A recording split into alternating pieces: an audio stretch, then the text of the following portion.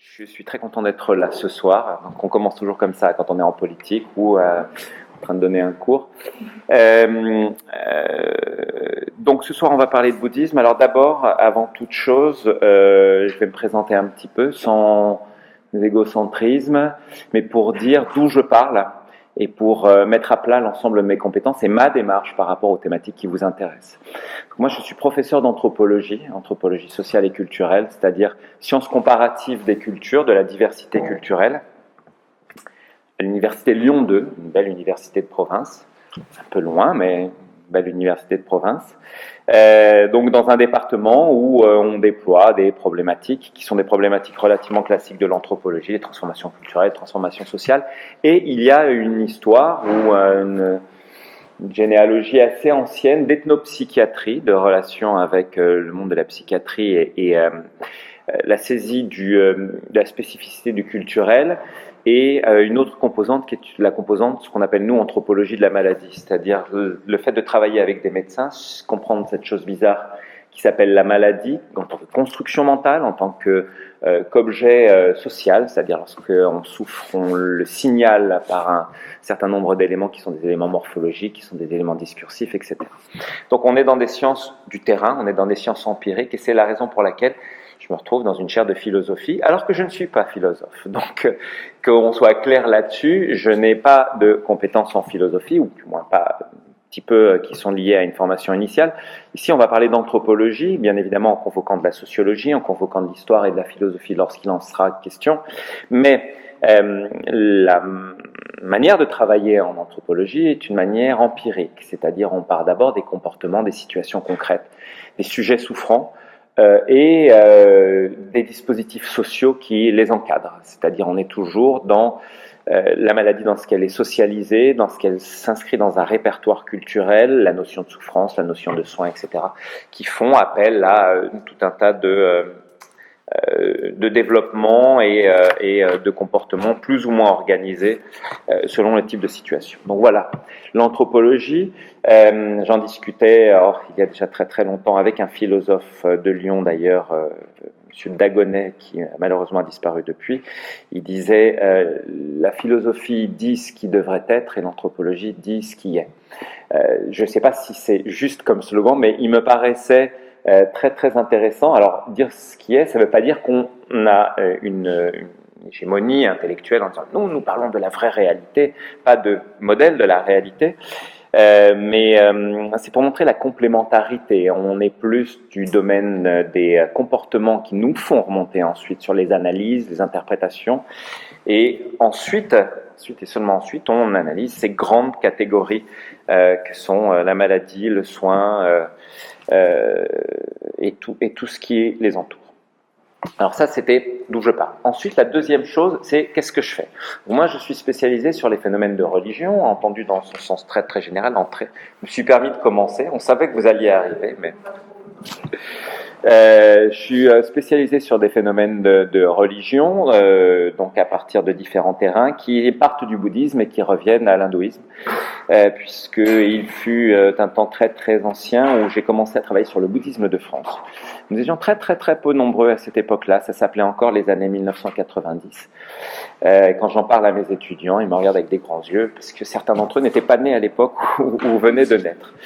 Et donc, de là, j'ai continué à m'intéresser aux questions qui étaient aux questions de la manière dont les traditions asiatiques irriguent l'Occident, l'influence sous bien des aspects, sur le plan de l'éthique, sur le plan donc des comportements culturels ordinaires, sur le plan également de la diététique, des modèles du bien-être, et ça on y reviendra puisque c'est une composante essentielle de ce qu'on appelle le bouddhisme, du moins de la fabrique de quelque chose qu'on appelle le bouddhisme.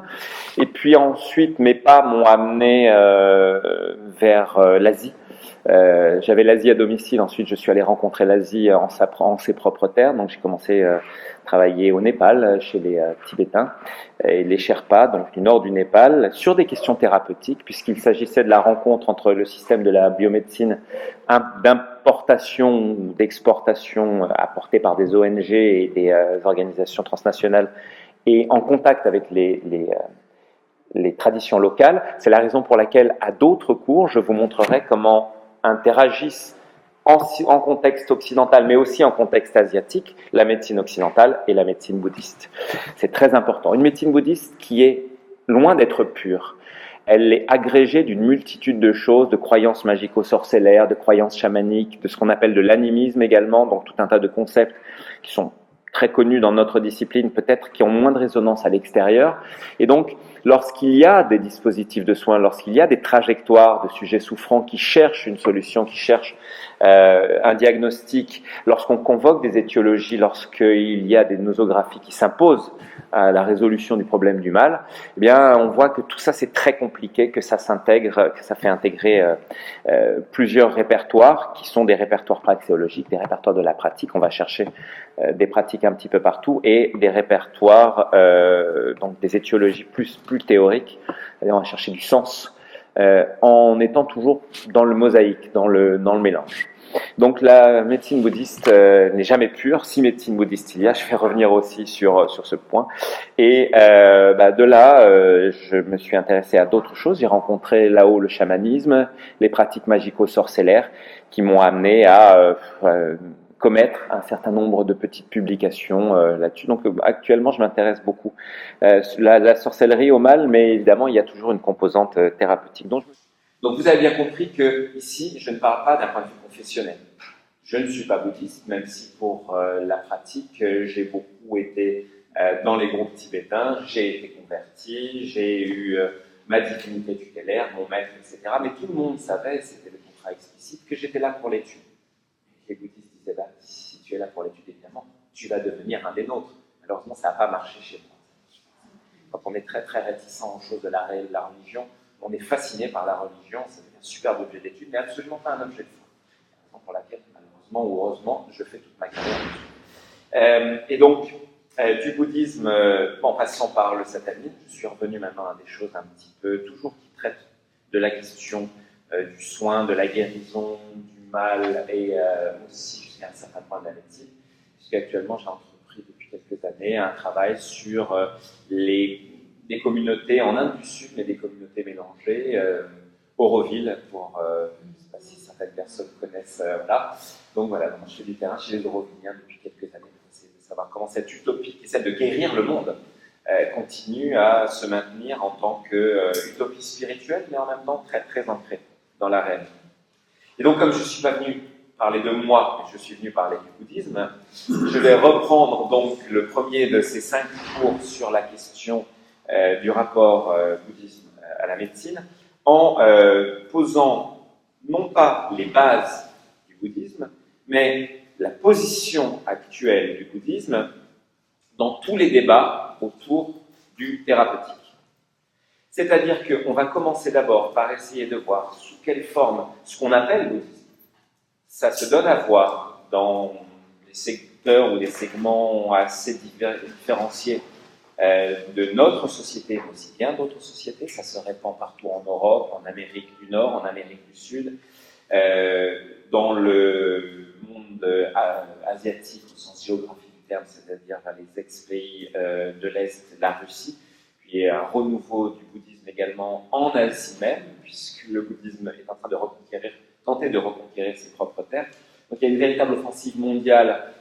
Offensive, c'est un terme un peu guerrier pour une religion, et j'emploie à dessein le terme de religion ici, parce que c'est un point que je défendrai, et j'aurai à m'en expliquer un petit peu plus tard dans ce propre cours. Et donc ça irrigue l'ensemble de la planète, avec évidemment des lieux dans lesquels ça fonctionne, des lieux dans lesquels ça fonctionne moins, mais la grande surprise, c'est que même dans le monde africain, actuellement, le bouddhisme est en train de prendre racine, et qu'en Afrique subsaharienne pour l'instant, mais ça monte progressivement vers le Maghreb, il y a de plus en plus de gens qui sont ouverts vers les religions cosmiques et en train de se dire que peut-être il y avait une alternative au monothéisme. Et ça, il ne faut pas le dire trop fort dans une période où les crispations identitaires se font fortes autour de la religion. Donc, le point de départ, c'est que ça fait une quarantaine d'années qu'en France, mais aussi ailleurs, donc il faut bien restituer ça à un contexte plus large, les métiers du soin et de la santé, donc vous êtes, commencent à s'intéresser, mais pour des raisons très complexes, à ce qu'on appelle le bouddhisme. Alors, en fait, le problème, c'est que, les raisons très complexes demandent à être déclinées, c'est-à-dire quelles raisons, qu'est-ce qu'on va chercher du côté du bouddhisme, on verra un petit peu plus loin, et dans un second temps, la question c'est qu'est-ce qu'on appelle bouddhisme. Et ça, le point est particulièrement important parce que la notion de bouddhisme est une notion très discutée, très admise dans notre vocabulaire, mais qui est en quelque sorte un objet occidental. C'est quelque chose que nous avons construit. Alors, évidemment, ce qu'on appelle le bouddhisme, en fait, est une réalité qui est beaucoup plus cohérente, qui fait beaucoup plus système de notre point de vue que ça fait système dans les pays dans lesquels il est pratiqué. Je vais y revenir un petit peu, puisque c'est nous qui avons en quelque sorte épuré ce système religieux pour en faire quelque chose de tout à fait particulier, avec, je le donne en introduction, mais j'y reviendrai à la conclusion, une emphase thérapeutique excessive par rapport à ce qu'est le bouddhisme, et notamment au niveau pratique. Donc, si on résume et si on reprend le cadre général, on se rend compte qu'un petit peu partout, dans beaucoup de secteurs, le secteur de l'éducation, le secteur du soin, le secteur de l'économie, évidemment le secteur de l'écologie, où on voit que les voix religieuses s'expriment aussi de manière assez virulente de plus en plus, grâce à un ancien journaliste qui nous a fait croire que pour les débats de politique publique, il fallait prendre des religions, ce qui n'est pas une mauvaise chose en soi, simplement quelle est la voie de la religion par rapport à... on aurait bien aimé savoir pourquoi de l'œcuménisme religieux à propos de l'écologie, et pourquoi pas mobiliser les grandes industries très polluantes internationales, qui elles ont un contact beaucoup plus direct avec les questions écologiques. Mais dans tous les cas, ça participe donc d'un mouvement dans lequel il y a une sorte d'appétence des religions à s'intéresser au domaine public en général, à s'immiscer aussi dans la culture populaire, la musique, le vêtement, la mode, etc. Le bouddhisme, un peu moins quand même qu'il y a une dizaine d'années, mais toujours continue à coloniser en quelque sorte notre culture ordinaire. Maintenant, dans la terminologie de nos échanges quotidiens, on utilise des termes au bouddhisme, c'est ton karma, zen, soyons zen, etc. Ça, c'est quelque chose d'assez ressassé. Sauf que c'est un bouddhisme très très édulcoré. Mais au lieu de défendre l'idée qu'il existe un vrai bouddhisme, un bouddhisme pur, qui en fait n'a jamais existé, je vais essayer de vous montrer que cette colonisation, nous en sommes en fait complètement responsables. Et que ce ne sont pas les bouddhistes qui sont venus nous coloniser, c'est nous qui avons demandé aux bouddhistes à nous coloniser, ou à créer des circonstances dans lesquelles les idées bouddhistes et les pratiques bouddhistes, plus que les bouddhistes eux-mêmes, nous ont colonisés. Donc, le bouddhisme apparaît donc comme une sorte de solution aux maux d'une société, donc une société moderne dont les maux seraient traités par une sagesse ancienne. Alors de manière tout à fait intentionnelle, et vous allez voir, en tant qu'universitaire, j'aime bien manier le slogan, donc je vais pouvoir vous en donner quelques-uns, des idées sur lesquelles on s'agrippe. Après, vous en faites ce que vous voulez, vous pouvez les déconstruire, vous pouvez dire que c'est discutable, on peut en discuter, j'accepte toute critique, et au contraire, c'est à partir du moment où elles sont instructives, bien enrichir le propos.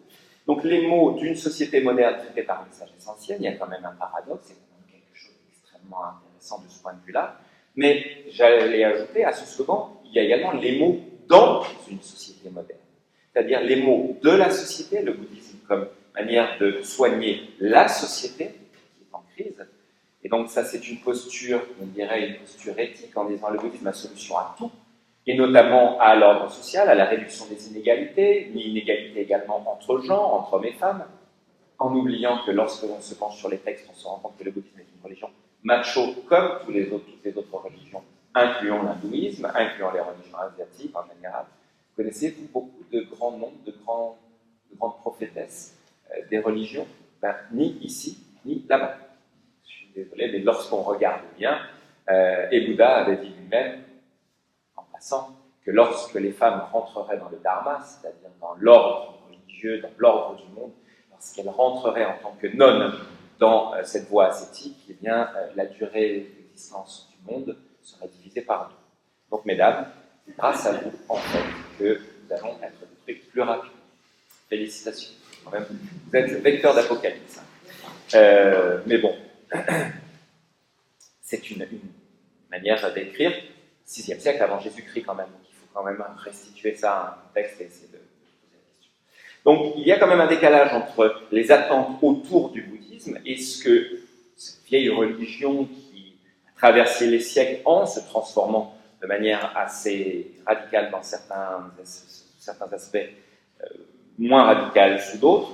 Ce décalage donc montre qu'il y a quelque chose de saillant à propos du bouddhisme, cet aspect thérapeutique, cet aspect soin dans la société et soin de la société. C'est-à-dire qu'il y a aussi des techniques qui sont des techniques introspectives, des techniques diététiques, des techniques de calme mental, mais aussi tout un tas de techniques de contact du corps, de manipuncture, pour utiliser le terme que utilise nous, qui n'est pas de l'acupuncture, qui sont empruntées au bouddhisme et qui se répandent et qui sont des techniques, elles, mais sorties de leur contexte, lequel je rappellerai aussi à un certain moment que le contexte du bouddhisme, c'est ce qu'on appelle, nous, un contexte sotériologique. C'est-à-dire que lorsqu'on pratique du bouddhisme, on n'est pas là pour se faire du bien, on est là pour son salut. C'est l'une des particularités de cette tradition, c'est une tradition de salut. Lorsqu'on rentre dans le bouddhisme, c'est pour trouver salut de son âme, c'est-à-dire pour sortir du monde. On va y revenir un petit peu. Donc, cette idée, on la voit, elle est saillante partout. Vous n'allez pas bien trouver un petit peu de bouddhisme, vous vous sentez mal dans votre existence, mangez bouddhiste, vous avez besoin d'alléger le poids de votre vie ordinaire, pratiquez bouddhisme, donc le bouddhisme par ce point de vue-là. Et c'est intéressant parce que c'est une idée ancienne, elle a déjà émergé dans les années 1960-1970, mais on a une généalogie beaucoup plus ancienne par rapport à ça. Ce n'est pas un phénomène récent. C'est absolument pas un phénomène des années 2000 ou des années 1990, c'est un phénomène qui a un siècle et demi. C'est-à-dire qu'il y a déjà très longtemps que dans l'imaginaire occidental, on s'est dit qu'est-ce que c'est que cette drôle de tradition, qui est une religion, mais qui ne ressemble pas à une religion, qui dit que Bouddha est un dieu, mais qui refuse le statut des dieux, ou du moins qu'il le met à un plan secondaire. Et il y a, à la charnière du 19e et du 20e siècle, tout un tas de penseurs occidentaux, et notamment des philosophes, qui ont pensé que notre monde s'acheminait vers quelque chose, une destinée funeste. Je pense à Schopenhauer d'un côté, qui en avait fait une grande philosophie nihiliste en disant ah non, le monde n'existe pas, il n'est que représentation, regardez, tout est vide. Et le bouddhisme l'avait dit, donc Schopenhauer déjà, 19e siècle. Et on trouve dans un autre penseur qui était hindouiste au départ, mais qui s'est converti à l'islam soufi ensuite, René Guénon, dans la premier tiers du XXe siècle, cette idée que la destruction du monde occidental, ou du moins en tant que civilisation, pas en tant que monde géographique, en tant que civilisation, était à l'œuvre, et qu'il fallait se tourner vers l'Asie pour trouver des solutions, pour trouver les béquilles qui allaient permettre de reconstruire ou de transformer notre monde. Donc c'est une idée assez ancienne qui est ressassée en disant notre monde occidental est malade. Vous savez, cette idée nihiliste, cette idée fin de civilisation. L'idée de fin de civilisation, c'est absolument pas les politiques. Il y a 3 ou 4 ans. C'est absolument pas non plus quelques essayistes des années 1980-1990. C'est les philosophes du 19e siècle, certains, et qui se sont dit il y a des domaines stables, il y a des lieux dans lesquels il y a de la structure et de l'idée, et c'est vers ces lieux-là qu'il faut se tourner. Donc, un écho qui est un écho assez sombre, et le bouddhisme arriverait déjà parmi d'autres traditions orientales, extrême-orientales, arriverait en tant que solution. Ça, l'idée est profondément ancrée depuis un siècle et demi, même si elle n'a pas toujours été aussi explicite, mais elle est ancienne. Donc on voit bien que si le bouddhisme a autant de surface actuellement, pour aller un peu plus à l'essentiel, pour vous donner des clés immédiates, ne pas trop tourner autour du pot, c'est aussi qu'il a un avantage historique par rapport aux autres religions qui tout d'un coup commencent à courir après la question thérapeutique et après la question, disons, de l'apocalypse, entendu en termes d'apocalypse démographique, apocalypse écologique, etc., etc. Donc ça fait quand même un siècle et demi que les philosophies négatives de l'Occident avaient préparé la voie à l'arrivée de ce qu'on appelait à l'époque aussi une philosophie négative. Parce que le bouddhisme définit le salut par défaut. Il ne nous dit pas ce qui va se passer après. Il ne dit rien. C'est le vide.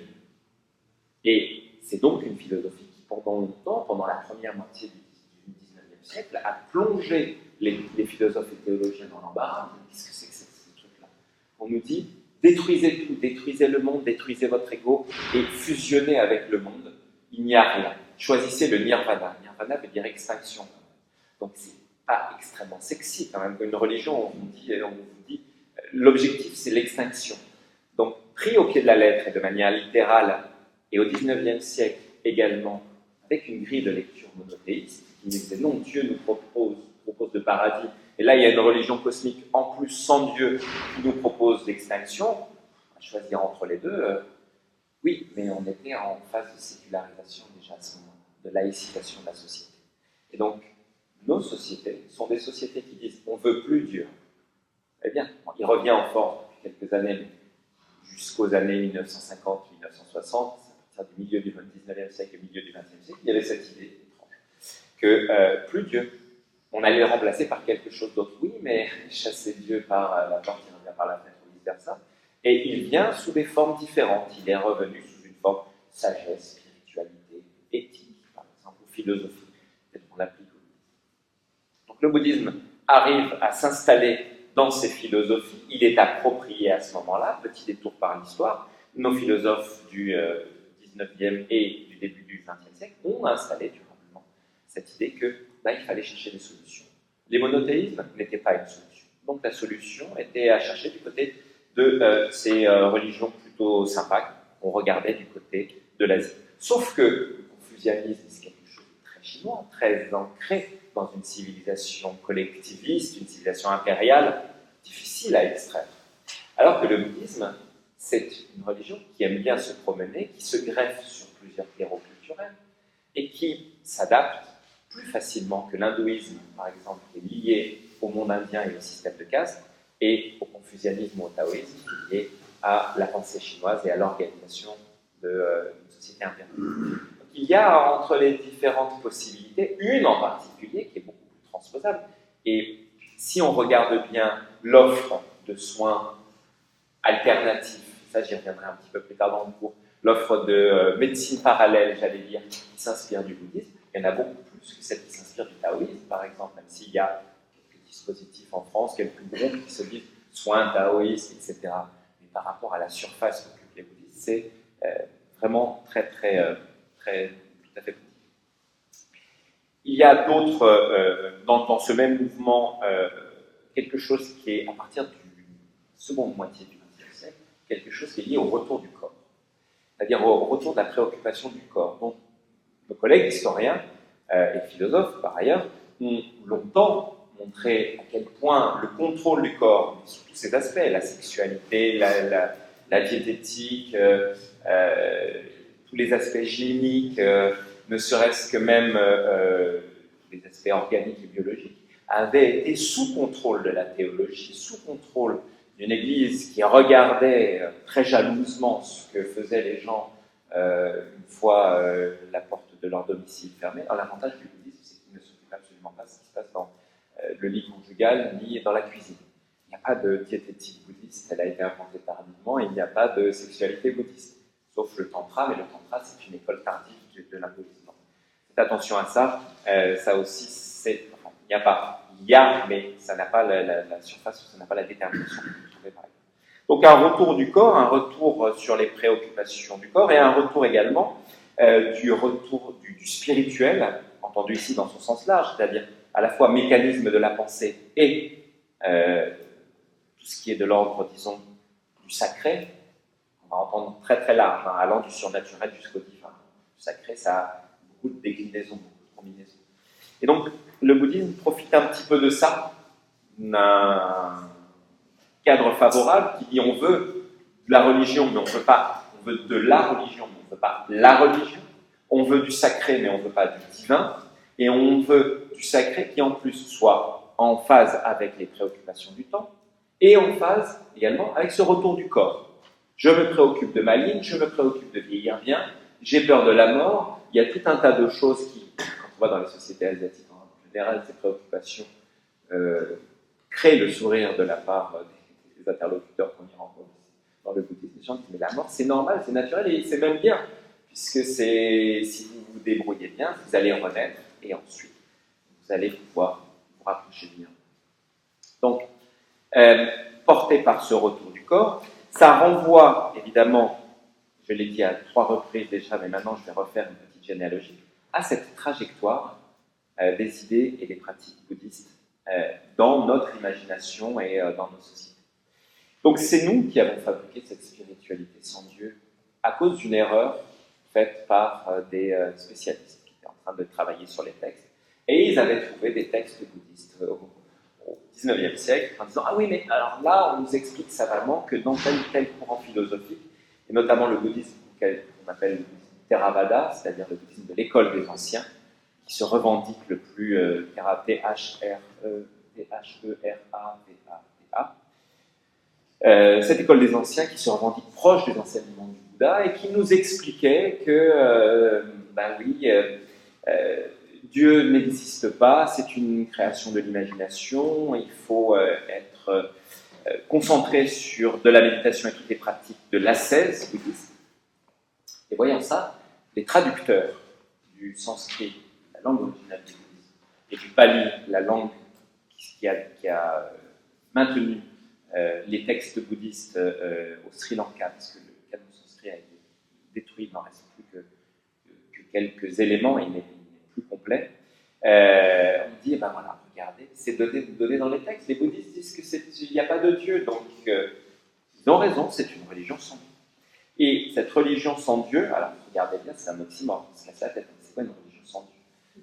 Soit une religion, soit pas une religion, mais pourquoi, voilà, Dieu, alors, après on a changé les critères de définition de la religion, grâce au bouddhisme d'ailleurs.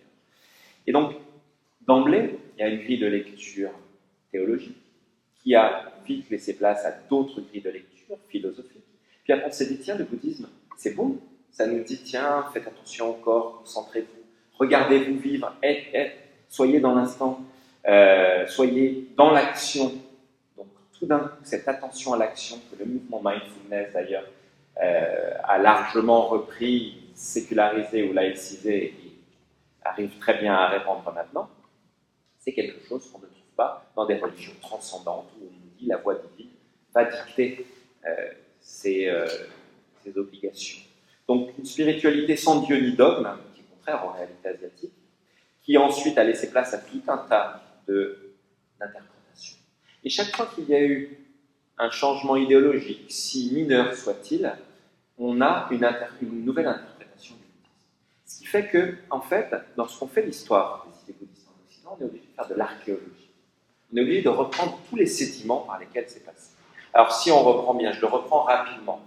Je l'ai déjà écrit par ailleurs, mais je le reprends rapidement. Première grille de lecture théologique. C'est pas très bien de vous dire que ça ne ressemble pas à une vraie religion. Puis ensuite, une lecture plus philosophique, à travers Nietzsche en a parlé un petit peu. Freud va lui donner une coloration psychologique. Schopenhauer va l'inscrire dans la philosophie. Puis tout d'un coup, fin du XIXe siècle, la pensée positiviste, scientiste, qui va arriver en disant, mais non, regardez, le bouddhisme est complètement rationnel dans son mode de fonctionnement. C'est une science. Alors très bien, on arrive. Alors maintenant, c'est une science. Alors d'abord, c'était une religion, puis plus une religion. Ensuite, c'est une philosophie. Ensuite, c'est un humanisme. Ensuite, c'est une science. La préoccupation change à chaque fois et la grille de lecture a changé à chaque fois. Quand on arrive dans le XXe siècle, là aussi, tout un tas de sédiments qui vont se poser. C'est non seulement une science, mais ce n'est pas n'importe quelle science. Le bouddhisme a été considéré à l'égal de la science physique. Pas une science humaine, la science physique. Parce qu'il y a, je ne peux pas rentrer dans les détails, mais le point est intéressant, des proximités entre la théorie atomiste, découverte ou reprise au début du XXe siècle, et la pensée bouddhiste. Et puis ensuite viennent s'agréger tout un tas de choses. C'est un ésotérisme. Aussi, dans l'entre-deux-guerres, il y a tout un tas de sociétés secrètes, à Paris en particulier, mais partout en Europe, qui s'intéressaient au bouddhisme et qui disaient non, il y a des enseignements secrets. Regardez, c'est complètement ésotérique, c'est voire même un enseignement occulte. Alors on imaginait des géographies particulières où au fin fond du Tibet, cachés dans une grotte en Chine, il y aurait des sages qui réfléchissaient à la manière donc de répandre le message du Bouddha sur la surface de la planète, et ainsi de suite. Tant et si bien qu'on arrive après à la deuxième moitié du XXe siècle, non, tout d'un coup, le bouddhisme, c'est de la contre-culture, c'est de la liberté, Donc on est dans le mouvement hippie, ethnique, qui se l'est approprié de manière beaucoup plus visible. Et c'est la raison pour laquelle, lorsque on fait débuter l'arrivée des idées bouddhistes en Occident aux années 50-60, on oublie un siècle. Mais tout simplement parce qu'à ce moment-là, ça résonne. Kerouac nous en parle en disant « Regardez, je suis le clochard céleste et je médite. » Léonard Cohen, paix à son âme, qui vient de disparaître, converti tardivement au bouddhisme tibétain, mais grand promoteur de la pensée tibétaine depuis très très longtemps, dans ce mouvement de contre-culture. Donc on est dans les années 60, en disant le bouddhisme c'est une sédition, c'est une résistance contre l'appareil des grandes sociétés, des grandes religions, etc., etc.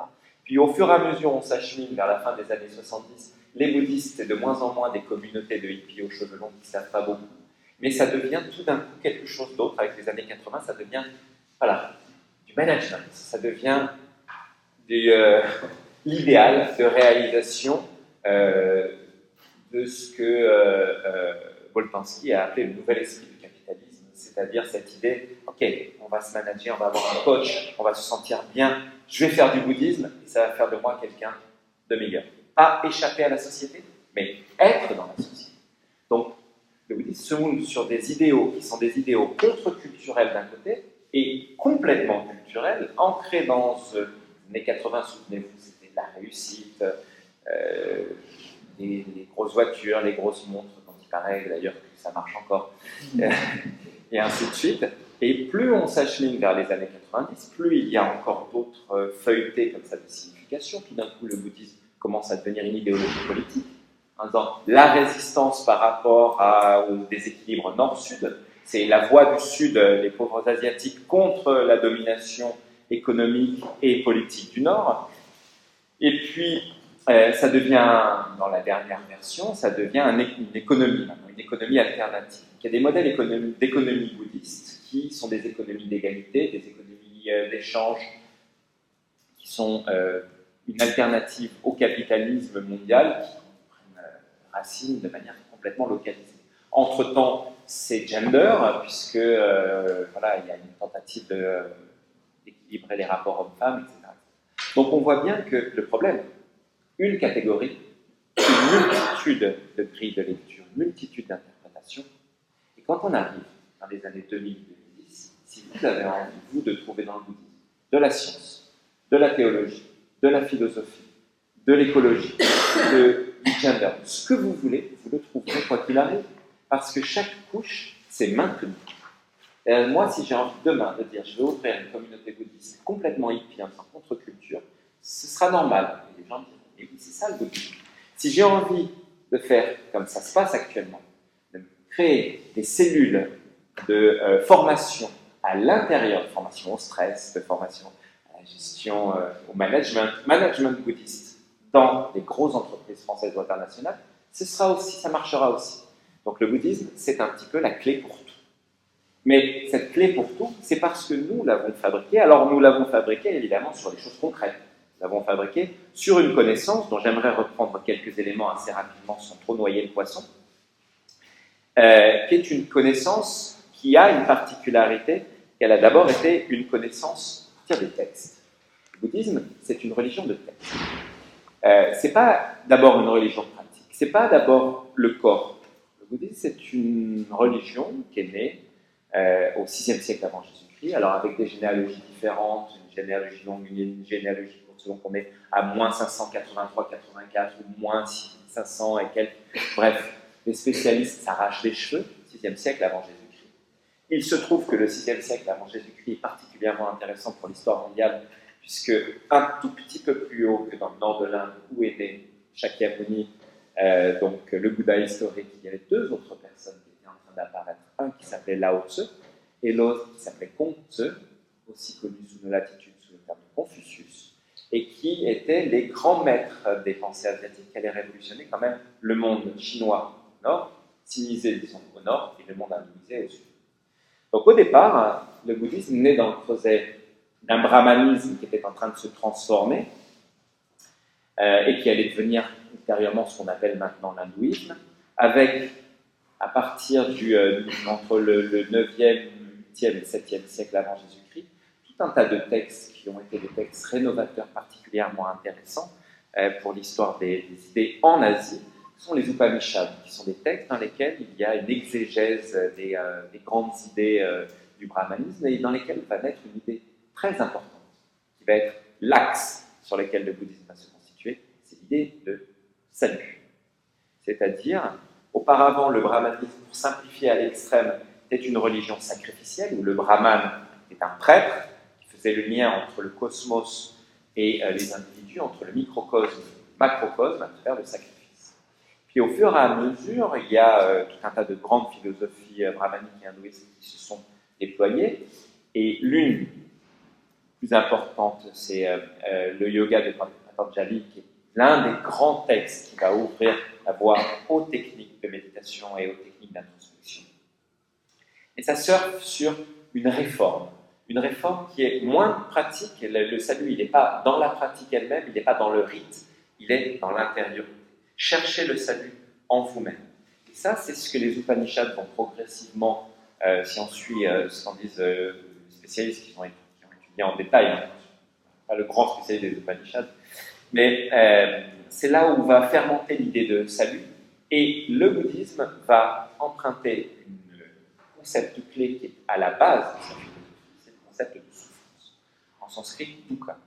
Concept de souffrance qui est à la base de toute sa philosophie. Ça, ce sera le prochain cours. Donc, j'expliquerai un petit peu comment ça se ventile et comment ça se constitue sur la base des textes des auteurs de référence.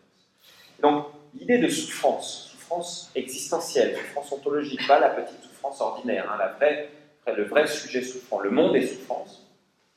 Eh bien, cette idée, donc, nouvelle dans le bouddhisme, elle existait auparavant, elle a été d'ailleurs empruntée à un mouvement qui est apparu juste avant le bouddhisme, qui s'appelle le jaïnisme. Donc, il y a encore des jaïns actuellement en Inde, vous savez, les jaïns, c'est ces personnes qui vivent nues, qui se rasent le crâne et qui évitent de marcher, ils sont obligés de balayer devant eux pour éviter de tuer des insectes lorsqu'ils marchent. Donc, Mahavira, qui fut le maître du Bouddha de Shakyamuni, était lui-même jaïn et avait déjà fondé sa théologie ou sa philosophie sur l'idée de souffrance. Et donc, le bouddhisme naît au VIe siècle et a une particularité très forte par rapport aux autres traditions d'histoire, c'est qu'immédiatement il s'est constitué en communauté. C'est-à-dire du vivant du Bouddha, tout d'un coup, il y a une communauté qui s'est constituée, qui s'est organisée et qui a commencé à compiler les paroles du maître. Et ça va donner lieu à ce qu'on appelle le canon bouddhiste. Dans le canon bouddhiste, le Tripitaka, utilisé le terme sanskrit, les 3 corbeilles. Donc à la mort du Bouddha, une fois que tous ses disciples avaient entendu ces paroles, disciples qui étaient 5 au début, puis plusieurs centaines, puis ensuite 2500, se sont réunis à l'occasion d'un concile et ils ont commencé à compiler ce que le maître avait dit. Et l'un des textes clés, c'est le Sutra Pitaka, c'est-à-dire les textes de paroles du Bouddha, dans lesquels il y a tous les grands principes, mais aussi les principes de la vie ordinaire, expliquant comment, si on veut rentrer dans la voie, rentrer dans le dharma, on doit vivre. Donc, il y a un corpus qui est énorme, qui a été évalué par les spécialistes à 84 000 textes. Donc, le bouddhisme, ce n'est pas une religion de l'intuition, ce n'est pas une religion de la pure expérience. C'est quelque chose qui est cadré par des textes et qui a créé immédiatement après un ordre monastique, l'ordre, ce qu'on appelle le sangha, c'est-à-dire la communauté. Cet ordre monastique, c'est un ordre d'ascète. Les gens vivent retirés de vie.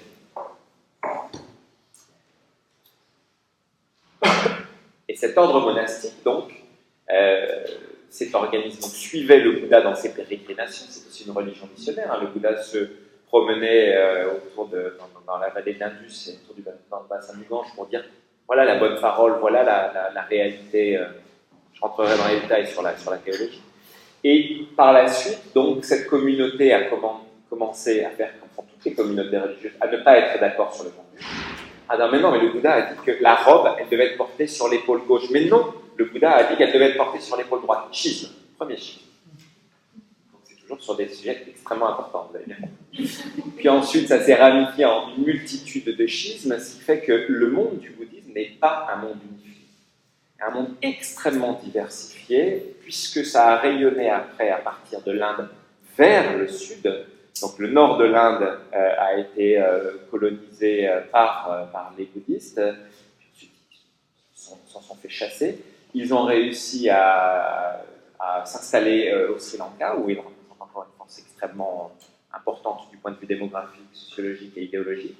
Et puis, à partir ensuite du 1er siècle après Jésus-Christ, le bouddhisme est reparti à la conquête cette fois du Nord, contourné le Tibet, est rentré en Chine, puis de la Chine est parti en Corée, 3e, 4e siècle, puis au Japon, et puis un autre mouvement est parti cette fois du bas de la Chine et est rentré en Asie du Sud-Est continentale, et puis par cabotage, par les bateaux, a colonisé l'Asie du Sud-Est insulaire et même remonté en Afghanistan où les fameux Bouddhas de Bamiyan ont été exposés il n'y a pas longtemps. Pakistan, Afghanistan, etc. Tout ça, c'était colonisé par le bouddhisme, et même on trouve des traces du bouddhisme. Alors, discussion un peu de spécialistes, mais qui mérite quand même une demi-seconde. On trouve des traces du bouddhisme donc sur la route de la soie jusqu'aux grandes régions de Samarcande, par exemple. Là aussi, l'idée d'une sérinde, une sorte de civilisation qui aurait été à moitié hellénique, à moitié indienne, et dans laquelle fleurit des cultes bouddhistes. On a des traces archéologiques. Après, bon, comment ça se restitue à l'ensemble de l'histoire, c'est un petit peu plus compliqué. Donc on voit bien que le bouddhisme a rayonné partout, mais c'est arrêté à une frontière géographique, n'est pas arrivé jusqu'en Europe, ou du moins n'est pas arrivé jusqu'en Europe, avant que l'Europe aille chercher le bouddhisme, et ça à partir du XIIIe siècle.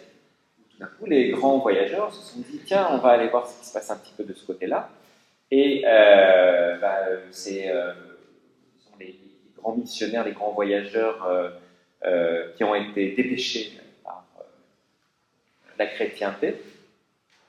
Jean de Rubruck, le premier, plein d'autres, puis ensuite Marco Polo, qui n'est pas parti pour des raisons religieuses, mais à chaque fois on avait des voyageurs qui étaient à la découverte de ces continents-là, et cette découverte a permis de rentrer en contact avec ces populations, en disant, tiens, ils pratiquent quelque chose de bizarre, ils sont aussi fervents et dévots que nous, mais ils pratiquent des choses très bizarres avec des gens avec plein de bras, c'est pas exactement comme ça que ça se passe. Et il aura fallu attendre le grand mouvement de colonisation de l'Asie par l'Europe, à travers des comptoirs d'abord, puis ensuite à travers l'évangélisation au XVIe siècle. Donc il y a une évangélisation par les ordres chrétiens, notamment les dominicains et les jésuites, qui sont allés s'installer en Chine, au Tibet et en Inde pour essayer de s'installer là-bas, que tout d'un coup notre connaissance du bouddhisme a commencé à devenir extrêmement fine. Sauf que les gens sont passés par les textes, en disant si je veux comprendre une religion, je passe d'abord par ces textes. Ce qui fait qu'en fait, on se trouve, pour ce cours ce sera particulièrement important, entre ce que nous, dans l'étude du bouddhisme, on divise entre d'un côté ce qu'on appelle le bouddhisme scripturaire, comprendre le bouddhisme par les textes, et de l'autre le bouddhisme pratique, ce que font réellement les gens. Or, il y a des écarts qui sont des écarts sensibles, et c'est ça qui est intéressant. Moi, je vais essayer de faire valoir la voix de l'anthropologue, c'est-à-dire celui qui se situe du côté des pratiques. Les pratiques du bouddhisme sont toujours des pratiques métissées, sont toujours des pratiques, les pratiques des bouddhistes sont des pratiques métissées, sont des pratiques qui mélangent, sont des pratiques qui accommodent, qui sont toujours syncrétiques. Or, les textes bouddhistes sont des textes qui sont épurés. Pourquoi ? Parce qu'ils représentent une ligne hétérodoxe à certains moments par rapport à l'hindouisme ou au brahmanisme, mais orthodoxe dans leur propre. Et donc, la connaissance du bouddhisme, elle est quand même tributaire de ces deux catégories, de ces deux manières de comprendre le bouddhisme. Soit on reste sur les textes en disant j'ai compris le bouddhisme parce que j'ai lu le Sutra Pitaka, le Vinaya Pitaka, qui est la partie du canon qui traite de la vie monastique. Très très important de savoir combien de bols vous disposez, combien de robes vous avez-vous besoin d'une robe supplémentaire en hiver, faut-il ou non 3 paires de sandales, avez-vous le droit de toucher l'argent, etc. Donc, des choses extrêmement pratiques qui s'associent évidemment à des éléments philosophiques un petit peu plus larges, il n'y a pas que ça. Et puis d'un autre côté, ce que font vraiment les bouddhistes. Alors, le bouddhisme, c'est d'abord 400 millions de personnes actuellement sur la surface de la planète, environ. Certaines démographies montent à 450, d'autres font descendre à 390. On va couper la poire en deux, on va dire 400 millions. Sauf que dans ces 400 millions, il y a 1% de moines. Et eux représentent une forme du bouddhisme particulière, celle que vous connaissez tous ici, qu'on appelle le bouddhisme monastique. C'est-à-dire le bouddhisme savant, le bouddhisme des textes, le bouddhisme des érudits. Et puis après, vous avez donc ce que, en sanskrit, on dit bhikshu, c'est la notion pour dire moine, en fait, ça veut dire ascète errant. J'abandonne tout dans mon existence et je vais me promener à travers les routes pour quémander ma pitance et pour le salut de mon âme, mais aussi celle des autres. Puis vous avez ensuite ce qu'on appelle les upasaka, 99%, c'est-à-dire les laïcs, vous et moi, des gens ordinaires, qui sont bouddhistes, parce que les bouddhistes, parce que les parents bouddhistes, mais qui ne sont pas tenus à avoir règles de vie, qui ne sont pas tenus à avoir ces exigences, qui ne sont pas tenus, par exemple, à un régime végétarien, qui sont tenus à 5 obligations, ne pas tuer, ne pas mentir, ne pas voler, etc. Et à un petit peu de loyauté quand même, à minima, dans les enseignements. Donc, religion de gens qui vivent hors du monde, qui se rasent de crâne, qui vivent dans les monastères, est devenu le truc le plus hype et le plus trendy de nos sociétés. C'est quand même un décalage, il y a quand même un truc qui s'est passé entre-temps. Donc, il y a une transformation. Et cette transformation, elle est aussi liée, alors, quatrième grand mouvement, j'ai parlé tout à l'heure du mouvement du corps, il y a aussi un retour des préoccupations, qui sont des préoccupations thérapeutiques.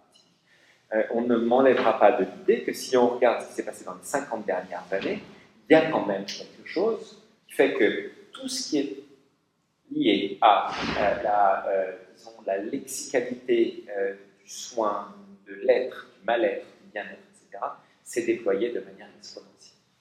Et je retiens une phrase d'un historien des pratiques de soins dont vous avez entendu parler ou que vous avez vu, que j'espère vous direz, parce que c'est un titre qui est écrit extrêmement bien et qui est très très indéfini. Il s'appelle Georges Figarello, qui a beaucoup écrit sur les pratiques de soins en Occident et qui s'est posé la question sur l'histoire des pratiques de soins et leur démultiplication des institutions de soins.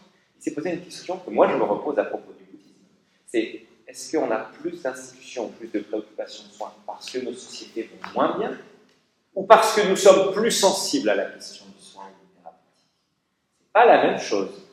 Dans le premier cas, ça veut dire que véritablement, nous sommes dans des sociétés du mal-être, nous sommes dans des sociétés où nous avons besoin d'aller trouver ces choses-là, ces éléments de rééquilibrage ou ces éléments de soin. Et d'un autre côté, c'est parce que notre sensibilité par rapport à la douleur, notre sensibilité par rapport au soin, notre tolérance, seuil de tolérance, a gravement changé. Et il fut un temps où on envoyait les enfants à la mine et puis ils ne devaient ni pleurer ni se plaindre. Et puis maintenant, on interdit la fessée. Je trouve ça très bien. Devant la caméra, il ne faut pas que je raconte de bêtises. Je trouve ça très très bien. Mais regardez bien à quel point les historiens racontent qu'on allait à la lune en sifflant pour se donner du courage, mais on allait à la lune en sifflant. Maintenant, le petit bobo, on est dans la bobologie. Ah, ça va pas bien. Donc il y a quelque chose qui a changé du point de vue d'anthropologie et d'histoire. Il y a quelque chose qui a changé dans le curseur du ressenti et de la construction sociale, du soin, de la maladie et de l'être et du bien. Et de ce point de vue-là, ce qui est intéressant, c'est que ce qu'on voit à propos du bouddhisme, je bavarde, mais je prends du temps. Ce qu'on voit à propos du bouddhisme, c'est qu'en fait, il se place sur deux pôles qui sont différents, mais qui sont complémentaires. Il y a dans le bouddhisme, enfin, pas dans le bouddhisme, dans les usages de ce qu'on appelle le bouddhisme, certaines techniques du bouddhisme, d'abord, quelque chose qui est lié au curatif, c'est-à-dire quand effectivement, dans une procédure de soins, l'ensemble des solutions n'a pas été trouvé, n'a pas amené à la résolution du problème rencontré par un sujet souffrant, il se tourne ou il peut se tourner vers le bouddhisme. Au cours de mes terrains, j'ai rencontré souvent des gens qui, effectivement, affectés de pathologies assez graves, du type cancer ou autre, se trouvaient sans solution et se disaient « Ok, qu'est-ce que me reste-t-il? Le bouddhisme, peut-être. Le bouddhisme, certainement. On me dit que le bouddhisme, ça va me faire me sentir bien. On me dit que l'introspection, ça va permettre de comprendre la source de ma maladie et peut-être de lutter contre ça. » Et donc, c'est pas... Attention, je ne fais pas une généralité de quelques cas ethnographiques ou empiriques rencontrés. Mais c'est des choses qui arrivent, effectivement, dans des pathologies lourdes, dans les trajectoires de sujets souffrants, d'aller vers... C'est ce qu'on appellera pour l'instant médecine alternative. De l'autre côté, à l'opposé de ce prisme, vous avez tout ce qui a trait au prophylactique. c'est-à-dire le bien-être. Sentez-vous bien et éloignez les choses qui vont vous faire mal. Donc dans le prophylactique, on est du côté du bien-être, dans le curatif, on est du côté du mal-être. Et en fait, le bouddhisme a cette capacité à être mobilisé sur les deux pôles. C'est-à-dire vraiment, j'arrive à la fin de ce que je peux avoir de ma chimiothérapie, des thérapies par exemple, et j'ai besoin vraiment d'une solution qui va en plus engager du spirituel, parce que là, je dois faire face à la mort. Et le bouddhisme parle beaucoup de la mort. C'est vraiment une religion dans laquelle ces choses-là reviennent systématiquement. Il y a même un détail très très précis du processus de la mort et d'extinction des différents organes jusqu'à extinction de la conscience. C'est quelque chose de très introspectif dans lequel, si vous avez envie de faire face à la mort et quand on rencontre la maladie, évidemment, c'est quelque chose qui résonne. Et de l'autre côté, il y a le bien-être, c'est-à-dire tout ce qui est de l'ordre de quelque chose, disons, beaucoup plus neutre, beaucoup moins grave, les techniques de méditation, le calme mental, les techniques de respiration, les diètes, etc. Donc on a toutes les combinaisons possibles qui nous laissent à penser que si ça marche bien pour le bouddhisme, d'ailleurs ça marche mieux pour le bouddhisme que pour d'autres religions, pour des raisons historiques, je le répète, non pas des raisons religieuses, hein, c'est un point très très important. Je ne dis pas que le christianisme, le judaïsme, l'islam sont moins bien placés, je dis que le bouddhisme a été construit dans notre représentation des traditions asiatiques comme étant plus apte à répondre à nos problèmes de santé ou à nos problèmes d'équilibre en général, d'équilibre psychique, mais aussi d'équilibre organique. Et donc, on a l'impression qu'il y a une sorte de prédisposition du bouddhisme à l'endroit des choses du soin et de la thérapie. Et c'est vrai sous l'aspect, si vous voulez, de la philosophie bouddhiste, à cause de la notion de souffrance qu'on reprendra dans le prochain cours. Mais ces questions-là ne se sont pas posées à cause du bouddhisme, mais à l'occasion de la découverte du bouddhisme.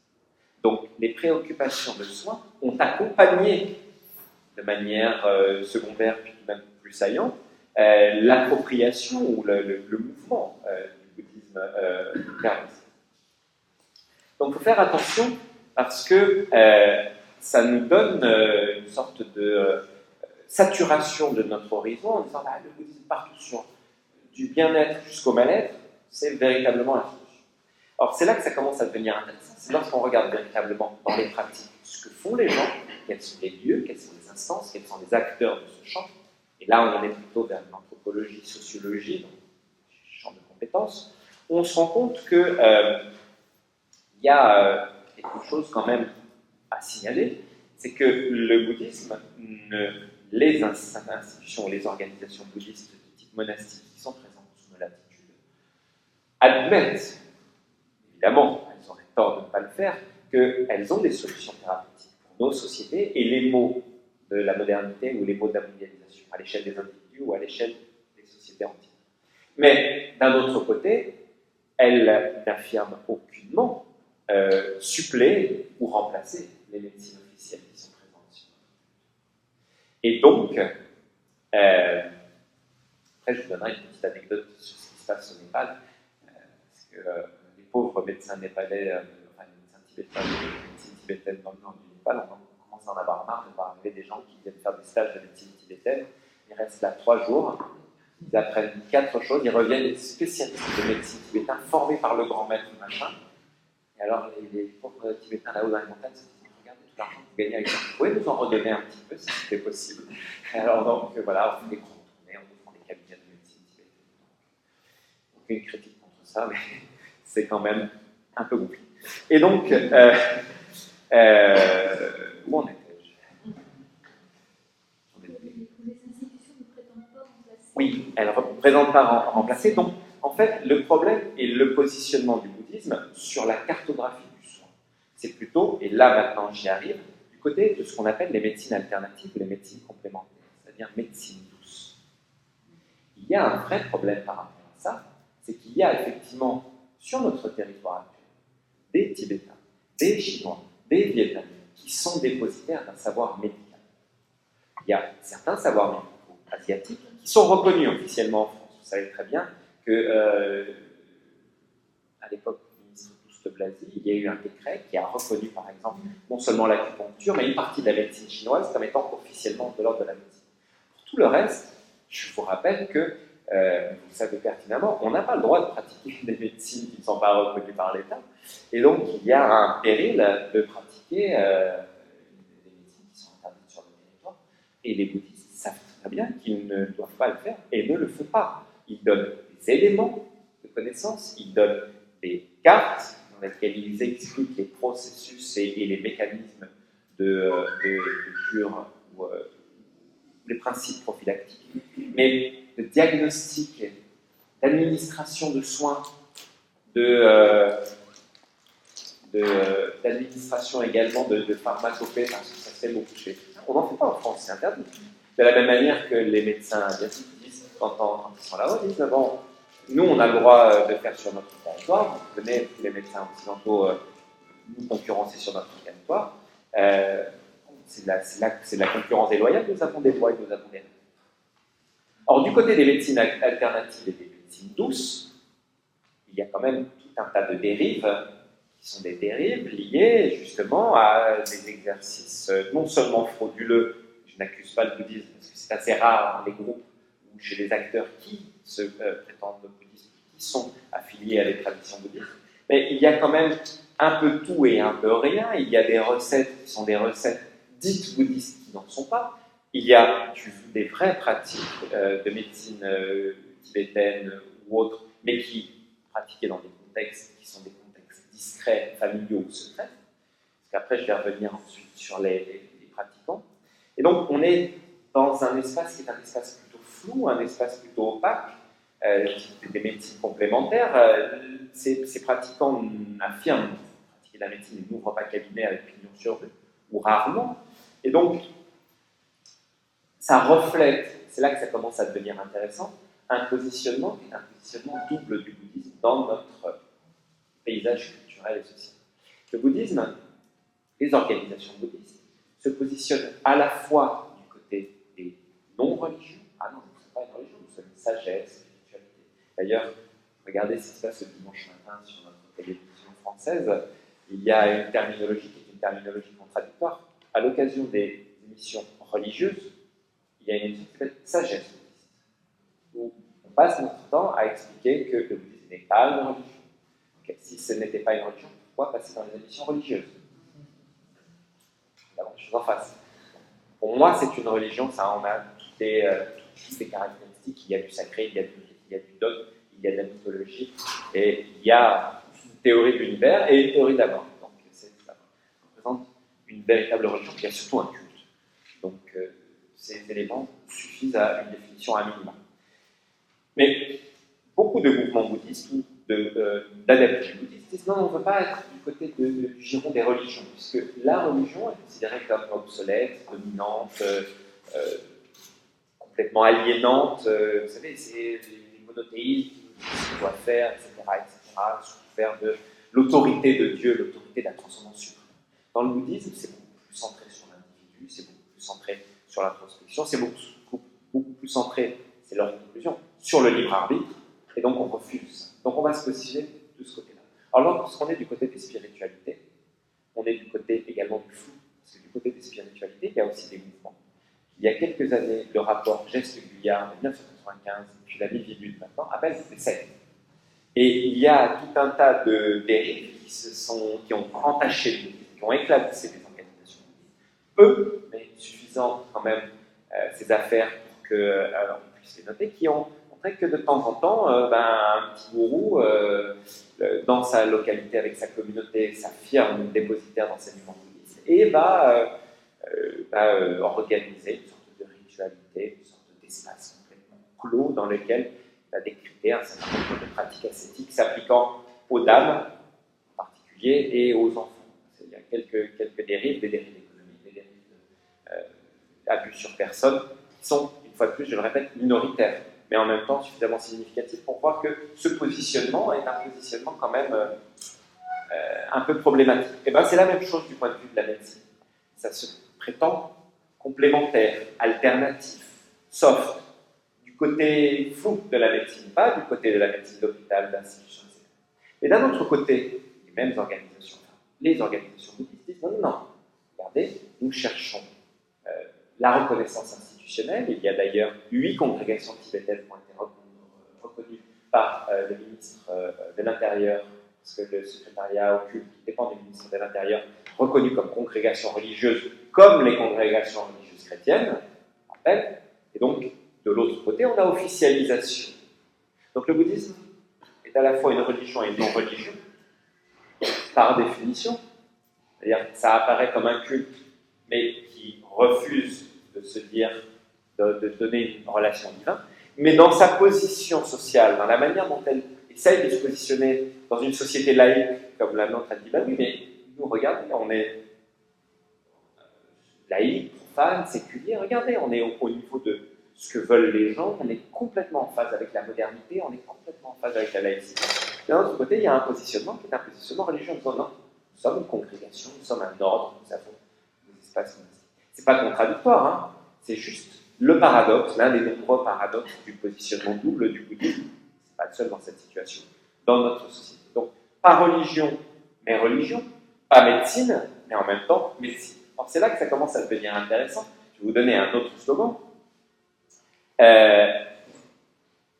Avant de parler plus loin dans un autre cours de la médecine bouddhiste, j'aimerais savoir s'il s'agit du bouddhisme comme médecine ou donc de la médecine bouddhiste.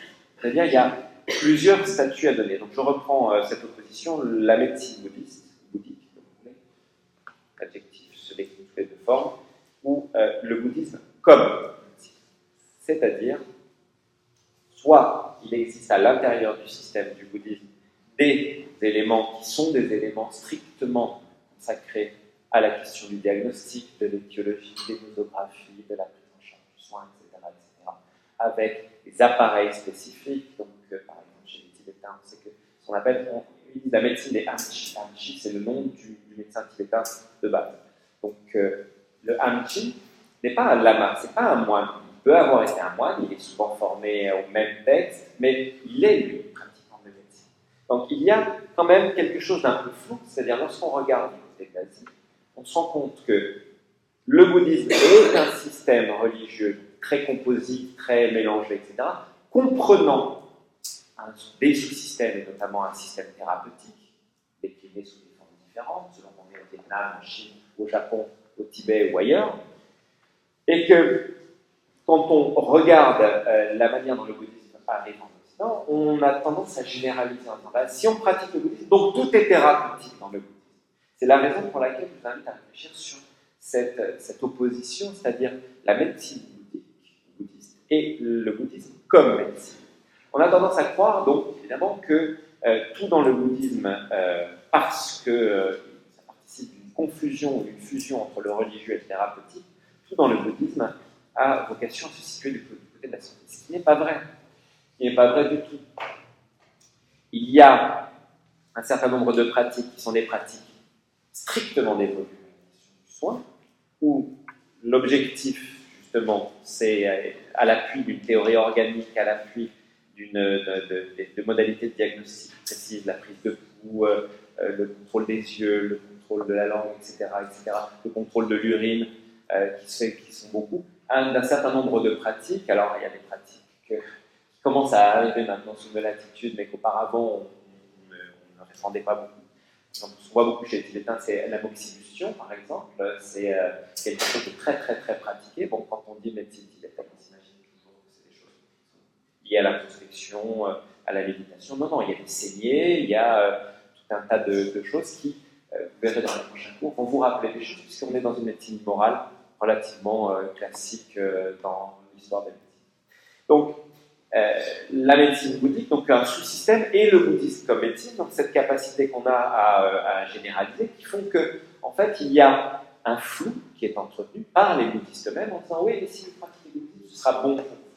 Souvent, on ne comprend pas très bien ce que veut dire le bon. On ne saisit pas toujours tous les aspects, tous les enjeux. Donc ce flou, c'est un flou qui est particulièrement efficace en termes de séduction, en termes d'efficacité, d'attrait pour le bouddhisme. C'est-à-dire, puisque nos préoccupations sont des préoccupations qui sont des préoccupations sociétales, préoccupations dans lesquelles on se demande comment l'ordre social va continuer à se maintenir en situation de mondialisation déséquilibrée, situation de modernité instable, on arrive et on a un système qui nous dit, au-delà de la société existe le cosmos, la solution c'est de s'asseoir et de se reconcentrer sur soi-même, et à partir de soi, c'est tout le cosmos qui va commencer à se stabiliser. C'est ça la leçon. C'est arrêtez de vous agiter, posez-vous, et vous verrez que le cosmos est beaucoup plus stable que vous le voyez, parce que votre perception du monde est une perception complètement altérée par votre vision orale de la matérialité. Je vais peut-être un petit peu vite là-dessus, mais je reprendrai tous les éléments des détails promis dans la prochaine. Pour glisser l'idée que si on doit catégoriser le bouddhisme, on va dire que c'est une religion cosmique. Voilà. Et c'est une catégorie qui est très, très reconnue, très admise dans le champ des études asiatiques. On sait très bien, les religions, l'hindouisme, le brahmanisme, etc., sont des religions cosmiques. C'est des religions qui disent l'individu évolue dans des choses bizarres qui s'appellent la société, mais l'ordre réel, il est au-delà de la société, ça s'appelle le cosmos. Il y a un ordre sous-jacent. Et il faut se poser et changer notre regard pour que cet ordre-là se dévoile. C'est la raison pour laquelle certains fins sociologues ont très bien compris que la trilogie Matrix, par exemple, je ne sais pas si vous avez été très intéressé par la trilogie Matrix, mais c'est complètement bouddhiste, hein, c'est vraiment une vision complètement bouddhiste du monde. Il y a un ordre, la société est une illusion, nous sommes régis par un ordre secret ou au-delà de cette perception, et cet ordre-là, seuls les éveillés peuvent le voir. Donc lorsqu'on voit la trajectoire de Néo qui sort de la matrice et qui arrive à comprendre l'ordre réel du monde, qui est un ordre noir, un ordre sombre, et qui va essayer de détruire ce monde pour le reconstruire, on est dans quelque chose qui a véritablement des accents bouddhistes. Alors il y a un petit peu d'apocalypse chrétienne derrière, mais il y a beaucoup de bouddhisme. Donc voilà, le bouddhisme, c'est pas simplement l'enfant sacré du Tibet avec 2 ou 3 choses un peu exotiques pour faire rigoler les populations qui regardent le film, c'est aussi des référents qui sont des référents moins explicites dans notre culture, qui se donnent à voir un petit peu partout. Donc je me suis encore perdu en cours de route par ce petit détour. Oui, non, et auparavant j'étais en train oui, religion cosmique. Donc, une religion cosmique qui, ensuite, est organisée sous la forme d'un culte concret qui est adapté aux aléas de la vie ordinaire, qui est adapté aux exigences de la vie de réclusion et des enjeux de salut pour les moines et pour les un petit peu plus tard. Donc, dans tous les cas, ce que, ici, j'ai tenté de brosser à grands traits. Je m'achemine tout doucement vers des éléments de conclusion et de débat. Parce qu'il est déjà 19h10, donc je vais essayer d'arriver jusqu'à 19h20, 30 pour qu'on soit bien calé sur un espace dialogique. Le bouddhisme, c'est un terme qui a été inventé par un Français, Eugène Burnouf, entre 1921 et 1929, à plusieurs reprises. C'est bouddhaïsme, mais finalement il est arrivé à bouddhisme. Et c'est un terme forgé donc, dans une langue française. Eugène Burnouf est le fondateur de ce qu'on appelle les études bouddhiques, c'est-à-dire qu'il a traduit les éléments du canon sanskrit. Ensuite, après tout un tas d'autres ont travaillé en philologie, c'est-à-dire en étude des textes, en exégèse, pour travailler sur la traduction pali du sud de l'Asie du canon. Et puis, les 2 autres versions du canon bouddhiste, il y a une version chinoise et une version tibétaine. Tout un tas de gens très très savants, très érudits qui travaillent sur ces textes-là. Et lui a dit, bon, ce qui se donne à voir à travers cette figure, une figure très très importante pour plusieurs centaines de millions de personnes sur la surface de la planète qui s'appelle Bouddha, c'est un système cohérent, concret, etc. En oubliant que ce système il était coloré d'autres systèmes au cours de l'histoire, mais il l'a construit en tant que tel. Depuis, l'idée de bouddhisme en tant que système propre, avec sa propre liturgie, avec son propre corpus, ses propres références, s'est installé dans notre terminologie, dans notre idée. En fait, le bouddhisme déborde toujours ces éléments, parce qu'il existe un bouddhisme savant je vous l'ai dit tout à l'heure, un bouddhisme monastique, qui est lui-même complètement empreint de magie. Et les moines ne vous le diront jamais, mais ils pratiquent la divination, les oracles, ils font tout un tas de choses que les textes ne disent pas de faire, sans compter alors ce qu'on appelle le bouddhisme populaire. C'est un mélange joyeux où vous trouvez de tout, texte du bouddhisme. Mais il y a quand même des dominantes bouddhistes selon les pays dans lesquels vous trouvez Thaïlande, Laos, Cambodge, qui sont des pays où le taux de bouddhisme autoproclamé dépasse les 90 à 95%. Donc on est quand même dans un système de domination. Et puis après, vous avez le système chinois où le bouddhisme est l'un des trois enseignements officiels, l'une des trois religions officielles, Tiao. Et puis ensuite, vous avez le Tibet où ça a dominé à l'exclusion, en tentant d'écraser le chamanisme qui était dessous. Bref, une histoire politique du bouddhisme qui est un peu moins lièvre que cette image du bouddhisme à toutes les sauces. C'est très, très sympa qu'on essaye de réécrire ici. Donc au cours de cette trajectoire, le bouddhisme s'est moulé en quelque sorte. L'idée du bouddhisme a accompagné les transformations idéologiques de l'Occident et a profité d'un certain nombre de failles, les questions existentielles ou les préoccupations existentielles qui se posaient ici, l'avenir de la société, l'avenir de la religion, le problème du mal-être de nos histoires, de notre siècle, de notre dernier siècle, et à chaque fois le bouddhisme était là. Il était là, mais il était là parce qu'il a aussi été occidentalisé. Le point est très, très important. Lorsqu'on parle du bouddhisme, il a été doublement occidentalisé en tant que système, parce qu'il a été construit par les études bouddhistes, et il a été occidentalisé parce qu'on l'a épuré ici, on l'a coloré de rationalité, on l'a coloré d'ésotérisme, on l'a coloré d'écologie, on l'a coloré de féminisme, on l'a coloré de plein de choses. Ce ne sont pas nécessairement les préoccupations immédiates dans les sociétés asiatiques, même si, par un curieux mouvement d'histoire, actuellement le bouddhisme en Asie est en train de s'aligner sur les développements occidentaux. En Asie, tout d'un coup, les gens se disent, tiens, les Occidentaux ont dit que le bouddhisme c'était féministe, et ben on va créer un mouvement féministe. Enfin, il commence à y avoir des mouvements féministes écologiques, mais pas pour les mêmes raisons, parce que le problème des femmes et le problème de l'écologie dans les sociétés d'Asie du Sud-Est ne se posent pas exactement dans les mêmes termes que ceux qui sont posés sous nos latitudes. Mais c'est des problèmes quand même sociaux, de genre ou écologiques qui ont la même sagesse. Donc le bouddhisme apparaît comme une catégorie basse, une catégorie lâche, qui accompagne donc depuis un siècle et demi les transformations de l'Occident, qui englobe des éléments qui sont liés d'abord à notre imagination, également des réalités pratiques et des réalités historiques, à partir du moment où on a découvert le bouddhisme. Et ce bouddhisme, je rajoute encore un élément avant d'arriver à la conclusion, il est quand même pratiqué selon deux modalités, selon deux voies, jamais au bouddhisme. La surface ou la visibilité du bouddhisme est surtout portée par la voix de ses adeptes occidentaux.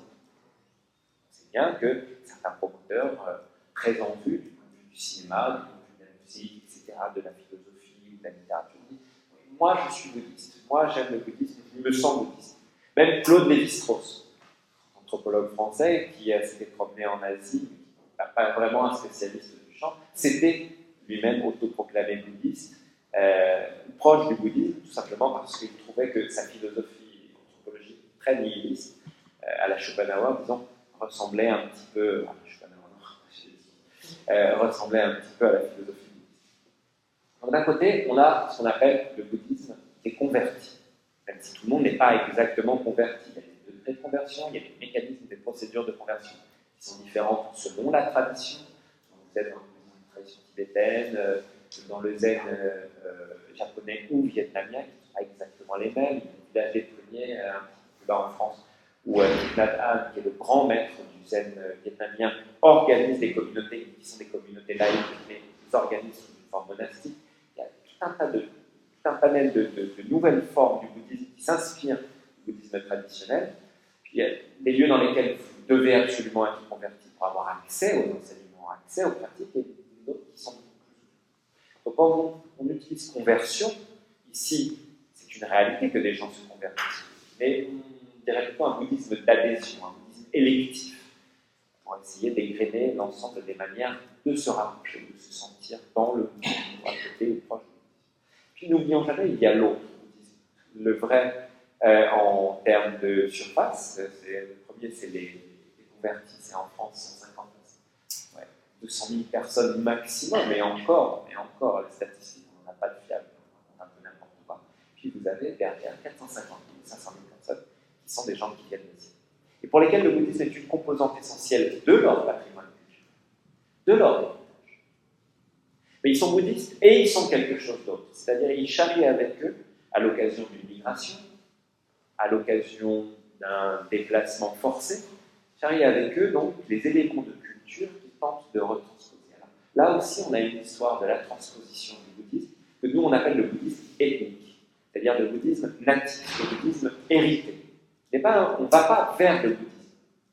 On en hérite parce que ça fait partie du patrimoine familial et qu'à la maison, on parle une langue asiatique et que papa, maman et les grands-parents pratiquent le bouddhisme. Il y a un hôtel dans la maison et c'est comme ça qu'on le pratique. Il n'est pas allé vers. Il est venu, il s'est imposé. Or, c'est dans ce cadre-là que les pratiques thérapeutiques traditionnelles continuent à se maintenir, qui sont ces pratiques du bouddhisme populaire. Il y a même du chamanisme dans la région parisienne qui est porté par les populations Hmong, les populations d'Asie du Sud-Est. Il y a tout un tas de pratiques qui sont des pratiques aussi magico-sorcellaires qui cohabitent avec le bouddhisme, mais qui sont discrètes parce que ce sont des choses qui se passent à l'intérieur des espaces domestiques, qui ne sont sous contrôle d'aucune instance officielle. Il n'y a pas quelqu'un, un organe policier qui va aller voir s'il y a des recettes de grand-mère ou il y a des pratiques thérapeutiques qui se perpétuent dans ces espaces-là. Mais on sait par expérience ethnographique, lorsqu'on fait des enquêtes là-dessus, on voit bien que lorsqu'on transpose en situation de migration de la religion, on transpose aussi de la thérapie, les thérapies traditionnelles. Alors, les thérapies traditionnelles sont adossées à la religion officielle, c'est-à-dire au bouddhisme. Et ça n'a pas grand-chose à voir avec ce qui se passe chez les bouddhistes convertis, qui, eux, font du mélange, mais font du mélange avec d'autres systèmes. Alors, il y a du Reiki, il y a tout un tas de pratiques ou de tendances qui sont à la frontière entre le thérapeutique et le spirituel, de la diététique, du fil primal, et tout un tas d'autres formes qui englobent sous la catégorie générale de New Age, catégorie qui chez nous continue à signifier quelque chose, c'est-à-dire tout ce qui est de l'ordre du surnaturel, du spirituel, du sacré qui n'est pas officiel, qui n'est pas dans une tradition. Les gens tentent des expériences, des communications, avec les esprits, avec tout un tas de choses très mosaïques et très rapides.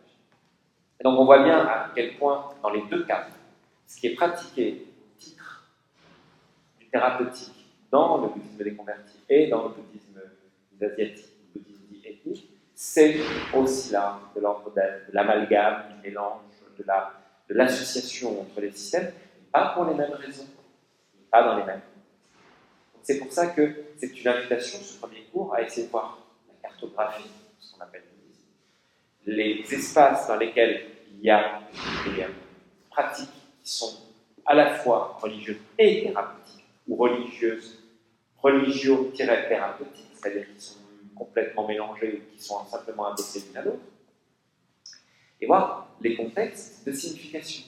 Je pratique la médecine bouddhiste parce que mes parents sont vietnamiens, parce que mes parents sont là-haut, parce que mes parents sont mères, et que on a toujours fait comme ça. Mais non, je pratique la médecine bouddhiste parce que moi, je suis né français, occidental, et que j'ai essayé plein de trucs, que je trouve que la médecine occidentale, elle est un peu instrumentale, ou du moins, elle nourrit cette idée qu'elle est un peu instrumentale, elle est un peu mécanique, elle est un peu froide, et qu'on va aller chercher quelque chose d'autre. C'est sur ce plan-là que aussi ça se positionne. Je pourrais réserver un cours sur les interfaces médecine occidentale et médecine asiatique en faisant la comparaison ici, là-bas, et en vous projetant autant que possible de belles photos, j'espère si elles sont belles, et photos, de ce qui se passe là-bas quand les systèmes thérapeutiques se rencontrent, coexistent, et de temps en temps même sont antagonistes. Ça ne marche pas à tous les coins de les faire coexister. Ici, on est dans un espace relativement facile.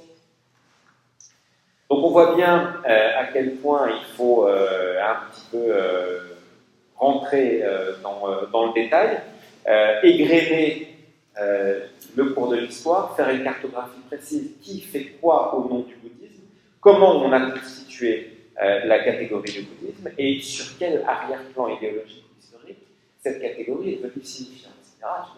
Pourquoi on a une fascination pour le bouddhisme. Pourquoi c'est pas le judaïsme, par exemple, qui marche partout et qu'on nous dit, tiens, faites de la méditation juive? Pourquoi? D'autant que dans le judaïsme, on est en train de réinventer de la méditation. Et j'ai expliqué par ailleurs quelque part que c'est sous influence de ces traditions asiatiques qui commencent à vraiment avoir un espace très très large, une surface très très large, sous influence et en concurrence avec ces traditions-là, que tout d'un coup l'islam, le christianisme et le judaïsme commencent à se réinventer des méditations. Vous voyez, hein, ben oui, regardez, dans la lexicologie, lexique des religions, il y a 20 ans, personne ne parlait de méditation, sauf les moines. Donc il fallait aller dans une abbaye cistercienne pour parler de méditation chrétienne. Maintenant, tout le monde parle de méditation chrétienne, et même des psychiatres bien intentionnés, qui en fait ressassent de la méditation bouddhiste et qui la mettent à une source chrétienne ou vaguement laïciste. Donc, on est dans une ère de mélange où on arrive encore à repérer les sources de ces influences mutuelles, on arrive encore à les cartographier. Donc faites attention, ce positionnement complexe du bouddhisme, qui est un positionnement double, un positionnement complètement ambigu. Elle est où ma page de conclusion? C'est pas très, très grave. Mais j'avais une page de conclusion dans laquelle j'avais aussi fait quelques slogans que je trouvais malins et que je ne retrouve plus. Pas extrêmement. Bref, donc l'arrivée du bouddhisme en Occident et son appropriation à des fins thérapeutiques, on voit bien à quel point c'est quelque chose d'assez large, quelque chose qui mérite quand même qu'on y porte un regard critique, et ça participe de nous ce qu'on appelle une thérapeutisation du sacré. C'est-à-dire il y a ce mouvement, thérapeutisation du sacré, c'est le mouvement vers lequel on observe un petit peu partout. La thérapeutisation du sacré, qui est ce mouvement hyper moderne, complètement global, qui est que maintenant, les systèmes religieux, pour se retrouver en compétition avec d'autres, retrouver leur influence sociale, retrouver leur résonance culturelle, se sentent obligés de se colorer l'accent thérapeutique. Tout d'un coup, on dit, ah bah tiens, nous avons une solution, il y a des solutions chrétiennes au mal-être, au bien-être, etc. Il y a des nosologies, des étiologies dans l'islam, dans le judaïsme. N'allez pas rechercher ailleurs, vous êtes bien ici. Et donc, cette idée de thérapeutisation, c'est une idée qui accompagne cette volonté qu'ont les religions de se caler sur nos préoccupations thérapeutiques, qui sont des préoccupations assez obsédantes.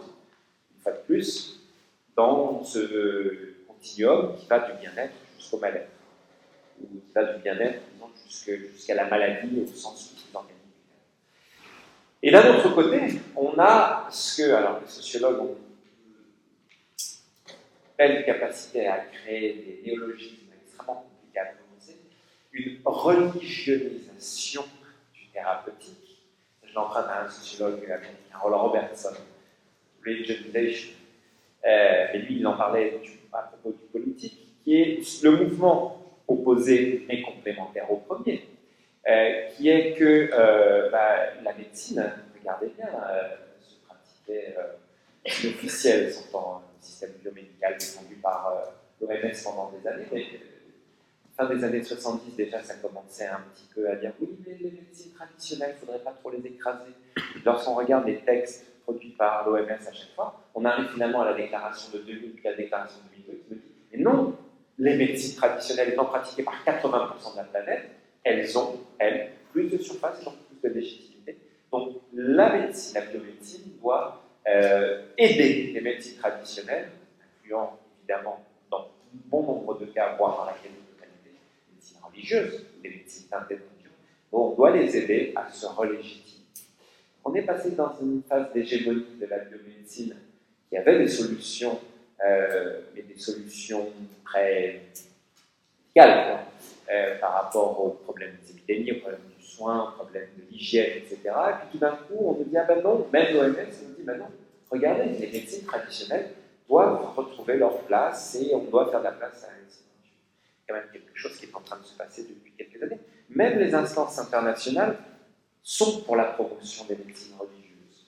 Et puis ensuite, on voit bien, et là ce sera l'objet du dernier cours, travailler avec vous à la manière dont petit à petit, ce qui est de l'ordre des techniques bouddhistes officielles, officiellement bouddhistes ou officieusement bouddhistes commencent à s'inviter en marge des grandes institutions de la religion, voire même en leur cœur.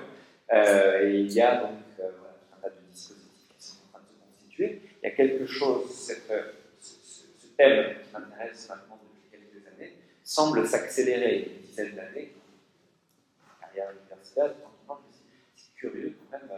Je vois des gens du monde hospitalier qui commencent à inviter des moines bouddhistes, qui commencent à inviter des saints traditionnels, etc. Et puis au fur et à mesure, ça monte, ça monte, ça monte. Et j'ai ce sentiment que ce qui était auparavant des initiatives localisées, discrètes, individuelles, locales, commence à devenir maintenant quelque chose d'un petit peu plus institué en disant mais non, c'est bien regarder ce que les techniques ou les pratiques inspirées du bouddhisme, clairement bouddhistes, on les emprunte au contexte monastique ou au contexte communautaire, peuvent venir s'installer à la de l'hôpital. Alors évidemment, pas dans un bloc opératoire, mais quand même, il y a pas mal de lieux où ça commence à monter. Donc, double mouvement de sacralisation, de religionisation de la médecine, mais de médicalisation, de thérapeutisation du religieux d'un autre côté. Et dans ce double mouvement, bon, pour des raisons que j'ai essayé de brosser ici à grands traits, malheureusement, eu égard au temps imparti, quelques pistes historiques, le bouddhisme tire fortement son épingle du jeu. 19h30.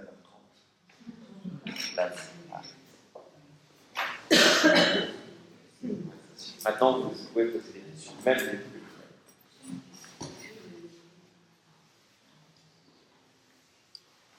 Est-ce que vous pouvez redire le nom, s'il vous plaît, de celui qui a inventé le bouddhisme? Eugène Burnouf, fondateur des études bibliques. C'est-à-dire fondateur de cette approche du bouddhisme par les textes. Et c'est grâce à lui qu'on a isolé le bouddhisme de l'hindouisme, par exemple, une autre tradition asiatique. Et c'est celui qui est parti de l'idée que le bouddhisme était un système rationnel. Donc, l'idée de rationalité interne du bouddhisme, elle vient de lui.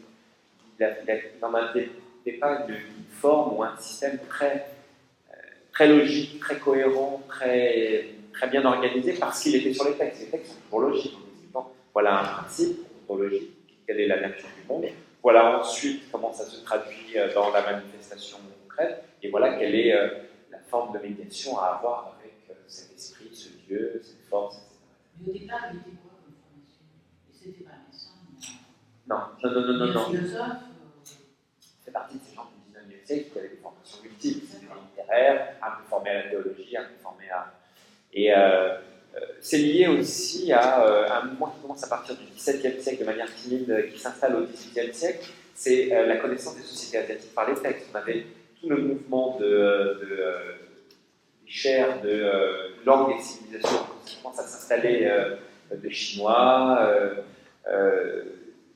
Il y avait aussi langue et civilisation du Siam à l'époque, c'est pas la Thaïlande. Donc tout un tas de chaires en Europe qui s'étaient constituées. Et Burnouf avait le premier développé des études du sanskrit, a systématisé des études du sanskrit, la langue originelle dans lesquelles les textes indiens, les grandes religions indiennes ont été constituées, dont le bouddhisme. Merci. Je vous en prie, je pensais plutôt que les questions allaient poser sur la thérapie, que si vous posez les questions sur moi. On peut revenir sur l'histoire des études bouddhistes, qui se sont complètement effondrées. En Europe, on n'a plus personne qui travaille là-dessus. Vous voyez, des profs de sanskrit, de pali, et des gens qui travaillent sur ces textes. Le monde anglo-saxon est complètement resté très très fidèle à cette tradition inventée par un Français qui est parti à rayonner à partir de la France, mais qui a rapidement pris forme en Grande-Bretagne avec qui s'appelle Rhys Davies, qui a créé la Pali-Text Society, une société intellectuelle qui travaillait sur les textes du Sri Lanka, les textes du Sri Lanka. Mais nous, il y a des langues d'études bouddhiques qui plus personne. Notre grand regret en France, il n'existe plus des gens qui plongent, pas de manière très isolée, mais il n'y a plus de gros départements, de grosses universités dans lesquelles il y a des gens qui plongent sur les textes sacrés du bouddhisme. Ce qui fait que, en l'absence de ces spécialistes ou avec le déclin de ce champ-là, il y a plein de gens qui disent plein de choses sur le politique. Moi, de temps en temps, il m'arrive de raconter des bêtises aussi. Mais il faut le reconnaître.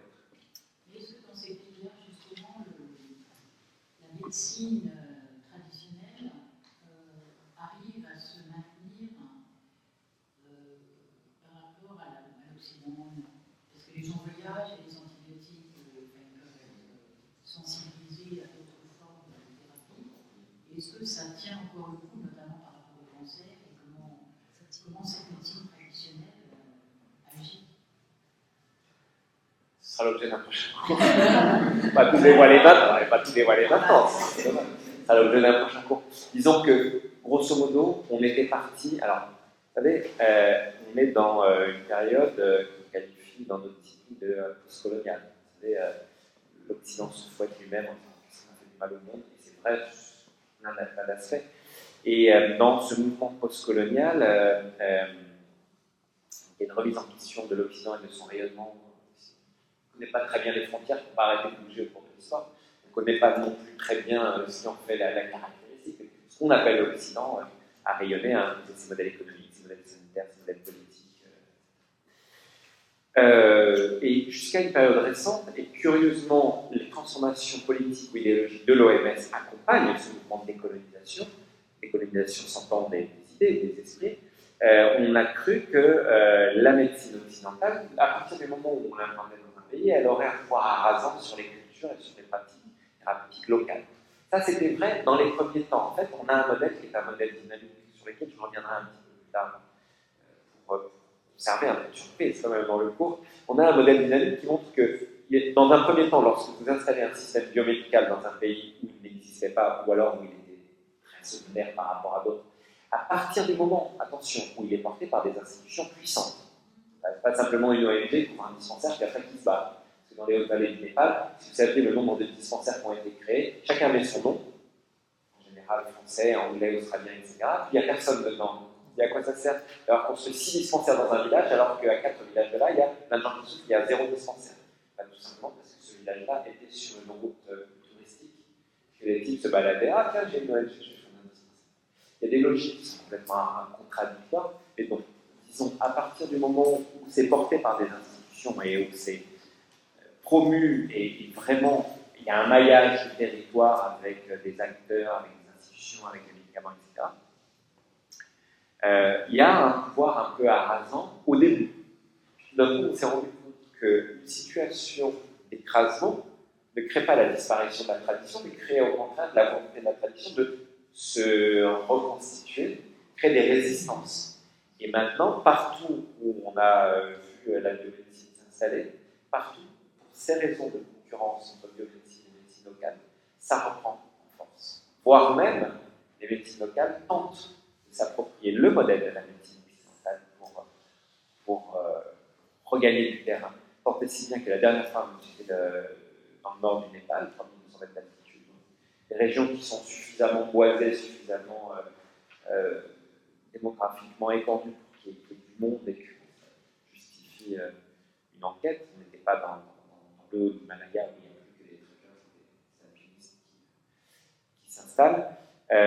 Là, on voit, la dernière fois, j'ai vu que le type qui pratiquait la médecine tibétaine arrivait en blouse blanche, alors que c'est quelque chose qu'on ne pratiquait jamais. C'était très étonnant parce qu'il y a une sorte de, sans dévoiler tout, il y a un processus mimétique. Puisque les médecins sont invités d'Europe comme ça marche bien pour eux, moi, si je mets une blouse blanche, ça va bien marcher aussi. Je vous assure qu'on est dans des jeux d'acteurs de cette nature-là, mais qui signalent également aussi des ajustements entre les médecines. Et les mêmes, lorsqu'on les invite à faire des tours en Europe, évidemment, ils mettent la vie traditionnelle. Parce que nous, on a tout l'exotisme. Ah oui, si vous avez arrivé à un médecin tibétain en mouvement, vous n'avez pas tibétain, il porte la robe, il faut qu'il soit. Voilà. Donc, ces mécanismes qui sont des mécanismes d'ajustement par rapport aux attentes, des mécanismes aussi de théâtralisation sociale de la médecine. Comment elle se donne à voir avant de se donner à pratiquer et être évaluée par rapport à son efficacité. Voilà, c'est des choses sur lesquelles nous on travaille et c'est de mettre en avant. Mais croyez-moi, la biomédecine a pu faire du mal aux médecines traditionnelles dans beaucoup plus sur la surface de la planète, mais pas partout et pas longtemps. Et qu'au contraire, ce qui semble actuellement être le mouvement, c'est un retour en force des médecines traditionnelles et des médecines religieuses partout. Alors après, toute la question, c'est de savoir comment créer des relations, de quelle nature, avec ce système qui, à un certain moment, est devenu dominant parce que légitime, etc. Ça, tous ces ajustements du système, je vous réserverai un cours juste là-dessus, avec un beau modèle sur lequel je vous expliquer comment moi je vois les choses. Pas comment ça marche, mais comment moi je vois les choses. Vous avez évoqué, si j'ai bien suivi, à un moment le paradoxe du bouddhisme, qui est à la fois une religion et à la fois un mouvement laïque, en citant que ce n'était pas le seul exemple. Vous pouvez nous donner quelques exemples d'autres? Une multitude maintenant de mouvements qui disent qu'ils sont à la fois religieux et non religieux. Donc tout ce qui est catégorisé ou qui s'auto-catégorise de spiritualité participe de cette volonté de réintégrer le sacré de manière clandestine sans qu'il soit complètement officiel. Et il y a tout un tas de mouvements. Alors, quand j'ai dit tout à l'heure que je travaillais à Auroville, il y a quelques personnes qui ont oublié du chef, peut-être que vous connaissez pas ce mouvement. C'est un mouvement qui a été créé à la fin des années 60 sur l'enseignement de Sri Aurobindo et de Nihal Fassadi de la mer, qui est un mouvement complètement étrange et complètement dévissé parce que c'est de l'hindouisme réinventé mélangé à la sauce scientiste. Donc il y a des choses très très très étranges. Quand on est là-bas, les gens se disent non mais les théories scientifiques montrent que Sri Aurobindo avait raison, les théories du monde, les théories d'atomes, les théories de l'astrophysique, etc. Et en même temps, on est dans un mouvement qui est extrêmement spirituel. Donc, il y a des jeux d'affichage ici en disant mais non, mais nous ne sommes pas une religion. Il y a ce mouvement-là, mais il y en a plein d'autres, et surtout dans les mouvements New Age, des lieux qui sont des lieux du flou, des lieux de l'interstice entre le religieux officiel et d'autres choses.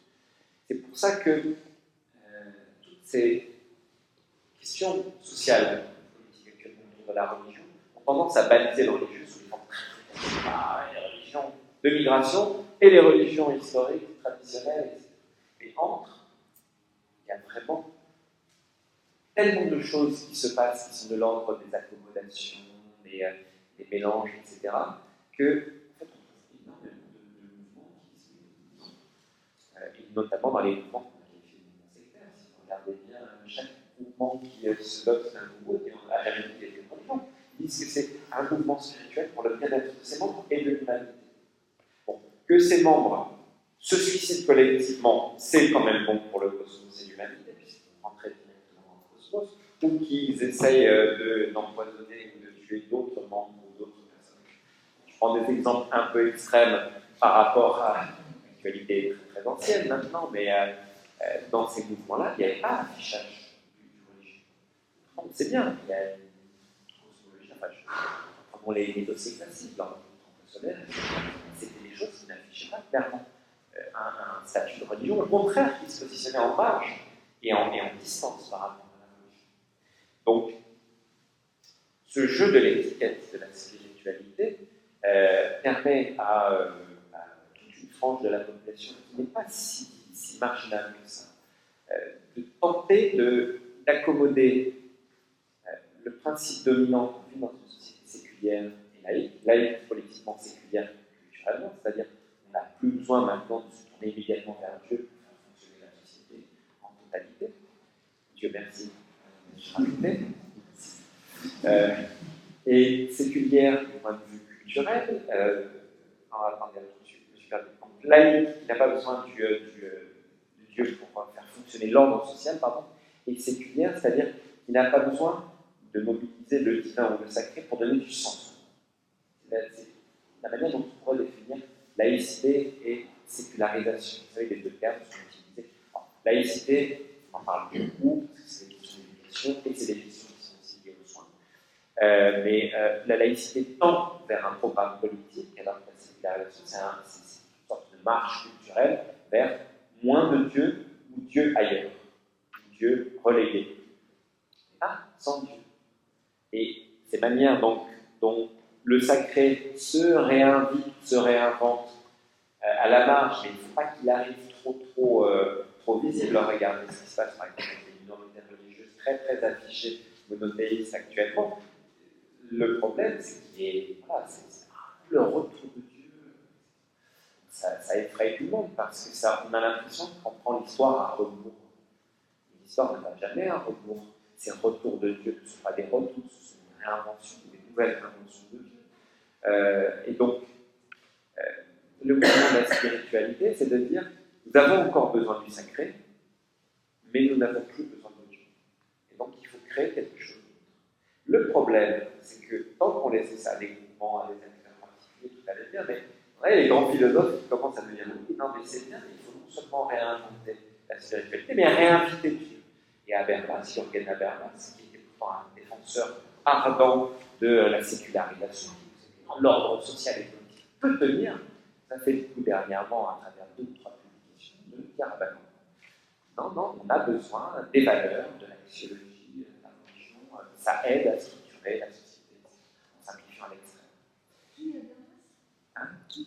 Jürgen Habermas. Qui a fait ce coup-là, alors qui a surpris tous les philosophes. Ce qui se passe, Habermas a changé son fusil d'épaule. Et donc, il y a 2 sociologues de l'université d'Angleterre, 2 sociologues très réputés, c'est Paul Hillas et Linda Woodhead, qui ont intitulé un livre de 2005, Spiritual Revolution, en disant on est vers une révolution du spirituel. On abandonne de plus en plus les oripeaux classiques de la religion pour s'orienter vers du spirituel. Or, le spirituel, c'est de dire qu'il faut essayer de faire vivre ensemble des systèmes qui normalement sont contradictoires. Le système qui contient du sacré, qui laisse une place fondamentale au sacré, et l'autre qui l'exclut, qui le relève. Et la période est particulièrement excitante pour les gens qui travaillent dans l'histoire des religions, parce qu'on voit que face à ce défi, face à cette dilemme, il y a tout un tas d'inventions complètement inattendues et complètement originales qui se constituent. Auroville, par exemple, on parlait d'un cas particulier, mais tous les ajustements sont possibles. Et on n'a pas fini d'inventer. Je pense que la créativité humaine en matière d'ajustement est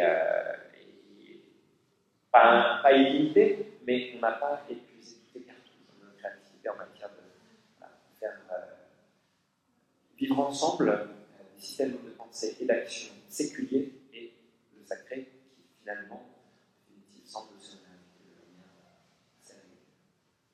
Si je peux, une remarque, vous avez beaucoup parlé de l'avenir, donc effectivement de la création de nouvelles spiritualités. Je ne sais pas pourquoi j'ai en tête des pratiques très traditionnelles, je ne sais pas pourquoi subsahariennes, avec des. Voilà, je ne sais pas, est-ce que ça peut rentrer dans le cadre de. Ça rentre. De pratiques qui sont à la fois. Ouais. Ça rentre parce que vous savez quel est le dernier mouvement à la mode en France? C'est pas le bouddhisme, c'est le chamanisme.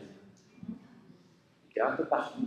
En nos campagnes, il y a des gens qui organisent, qui créent des sages, et on va jouer des tambours, et on rentre en transe. Alors moi, des chamans, j'en ai vu quelques-uns en Asie.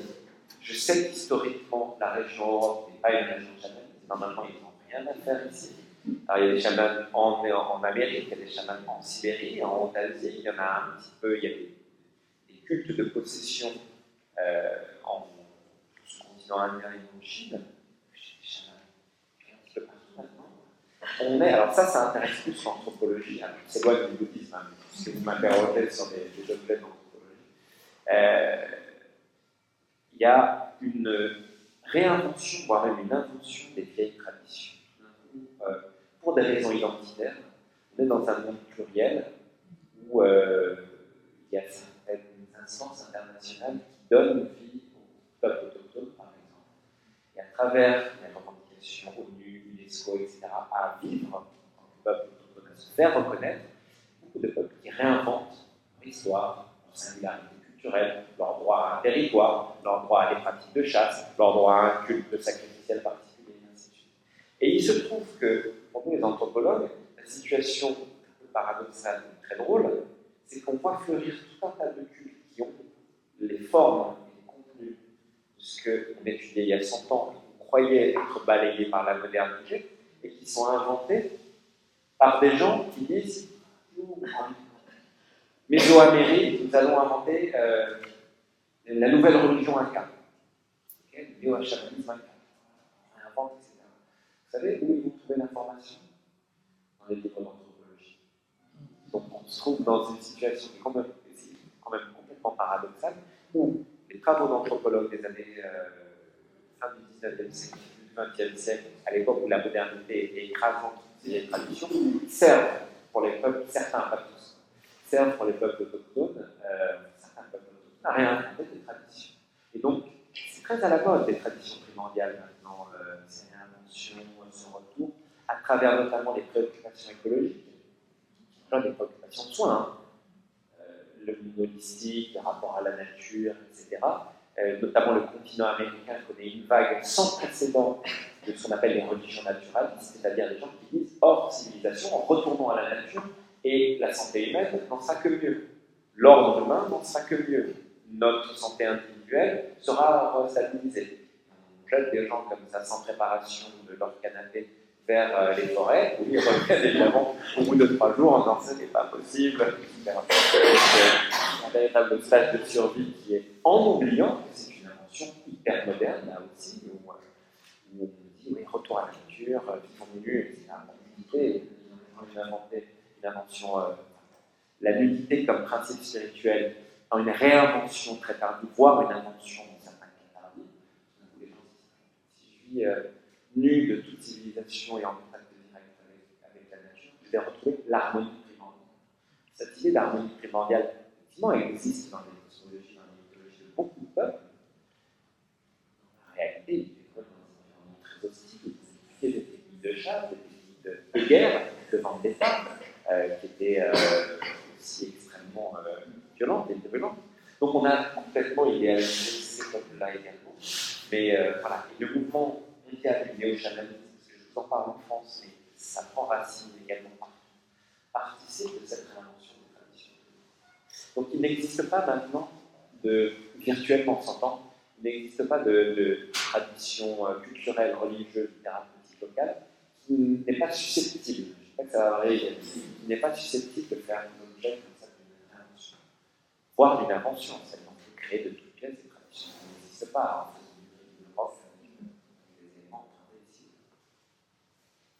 Mais dans les années 70, il y avait Castaneda, par exemple. Oui, c'est vrai. Alors, off the record. Quand j'en parle à mes étudiants et que je leur explique que lorsque les gens de ma génération, c'était dans les années 60, ont commencé l'anthropologie, on était fascinés par quelques grandes figures. On avait Alexandra David-Néel, qui allait se promener au Tibet en disant ah, la Grande Asie. On avait les explorateurs africains qui allaient dans l'Afrique sorcière. Et on avait Carlos Castaneda qui allait se faire initier par Don Juan et son sorcier Yaku. Et expliquer en détail les principes de la Titunée, etc. Les étudiants me regardent avec des grands yeux en disant qui. Donc Carlos Castaneda est passé malheureusement. Oui, il est toujours dans les librairies, mais les nouvelles générations d'étudiants ne connaissent plus Carlos Castaneda et quand je dis Alexandra David. Ah bon, c'est un petit hein? Qui sont ceux qui sont dans... Ils ont plus ces modèles-là.